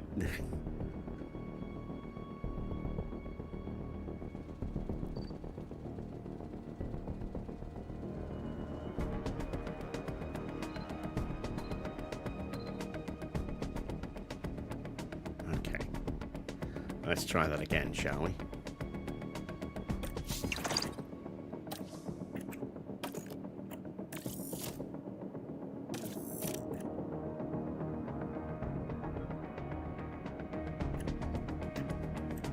There we go. 4th or above, podium contender. Let's go straight to the board. They'll still be pissed. Still lost confidence. But from this point onwards, we have a fighting chance to try and stay in the job. We're still, you know, going to be below the objective. We're 5th at the moment, but we're not too far away from the actual objective. And it means that we might possibly be able to turn that round, whereas before we would have had absolutely no chance whatsoever. But now we have a small chance because we're still slower than Lotus. We're still way slower than Ferrari, Mercedes, and Red Bull. And Sauber were a little bit quicker than us at Monza. So, yeah, we still absolutely have our work cut out for us there. There's no guarantee that those changes that we just made will mean that we'll stay here. And if we don't stay here, then we will just have to say, fair enough, the Schumacher Challenge is done. We'll go to a different team at the end of the year and do what we can do from there. But at least that keeps us in the hunt to try and keep this Schumacher Championship challenge going. So we'll see how things go. Evening, Reggie. What's that, Tony? What's the best upgrade? I would suggest to generate the highest benefit. There's no instant answer to that. It's a question of how bad each individual part is, and you can check that by going to warehouse, to the part, and look at car part attributes and see where each part stacks against the average. But it's also what the expertise of that is as well. So, I mean, if you've got access to the editor, then a very easy thing you can do is you can load your save in, look at the performance thing, and have a look at your actual expertise. So if we select McLaren, you can see here the various expertise levels at various different points. Now, ours is nowhere when you compare it to, say, Red Bull, whose airflow is obscene, for example. But their side pods, 89, 80, 90, 99.3. Compare that to us, yeah, they've got 50 points on us in airflow middle on the side pods alone. But yeah, it's basically going through each part. It's what I used to do on the console. Was I would go through each part. I just realized I turned the screen off so you couldn't actually see me highlighting those. But if you go onto this bit here and then you just look at each part, and you can see where each part or each area of that part stacks up against the average. That'll see where the biggest deficits are against the grid. So for example, if we look at our rear wing, you can see, you know, our downforce is terrible. Low downforce is good, medium and high speed. Just on the front wing itself, terrible. So you would need to work on those areas. Drag reduction is not great. That's another area that would need to be worked on. We look at suspension. It's a disaster. Airflow is really, really bad. Tyre wear is abysmal. And so is the downforce in the low and medium speed. Drag and high speed are pretty bang average. So you can see the areas that you need to focus on within each part. But you can also see which individual part has got the most really bad numbers and say, okay, that's the worst part against the rest of the grid. I should probably focus on that one first. That's how I used to approach it on the console before I gained access to the editor on PC. So, and then obviously you can see very specifically certain things, but, you know, I still approach it the same way. It's just now I can actually have a look at what the actual expertise levels are as well if I want to. Right, well, there we go then. That is it for tonight. We've had to do something I didn't really want to do, but kind of needed to do to keep this series in with a chance of continuing on the Let's Get Schumacher's Extra Championship Challenge before he retires forever. It's still not a good place for us to be. We still have to work really, really hard to turn it around. And there's still no guarantee that we will turn it around. But we're in with a fighting chance. We will continue that fight tomorrow at the usual time of 8 p.m. as we head to Singapore for round 13 of 19. So only 7 races remaining in this season to turn things around. Until then, if you have enjoyed tonight's stream and you haven't done so already, then a thumbs up would be much appreciated. If you haven't yet subscribed, why not consider hitting the subscribe button as well? Click on that bell for notifications for the start of live streams and anything else that goes live on the channel, be it messages or videos for a recorded series. And yeah, a big thank you as well to Foamy for the West livery that we ran tonight. We will have some fun with other liveries in due time, but we'll be back on the more traditional Vodafone livery from tomorrow. So until then, that's it from me. Thanks for watching. I am Jim Bob, and I'll be back with more F1 Manager very soon.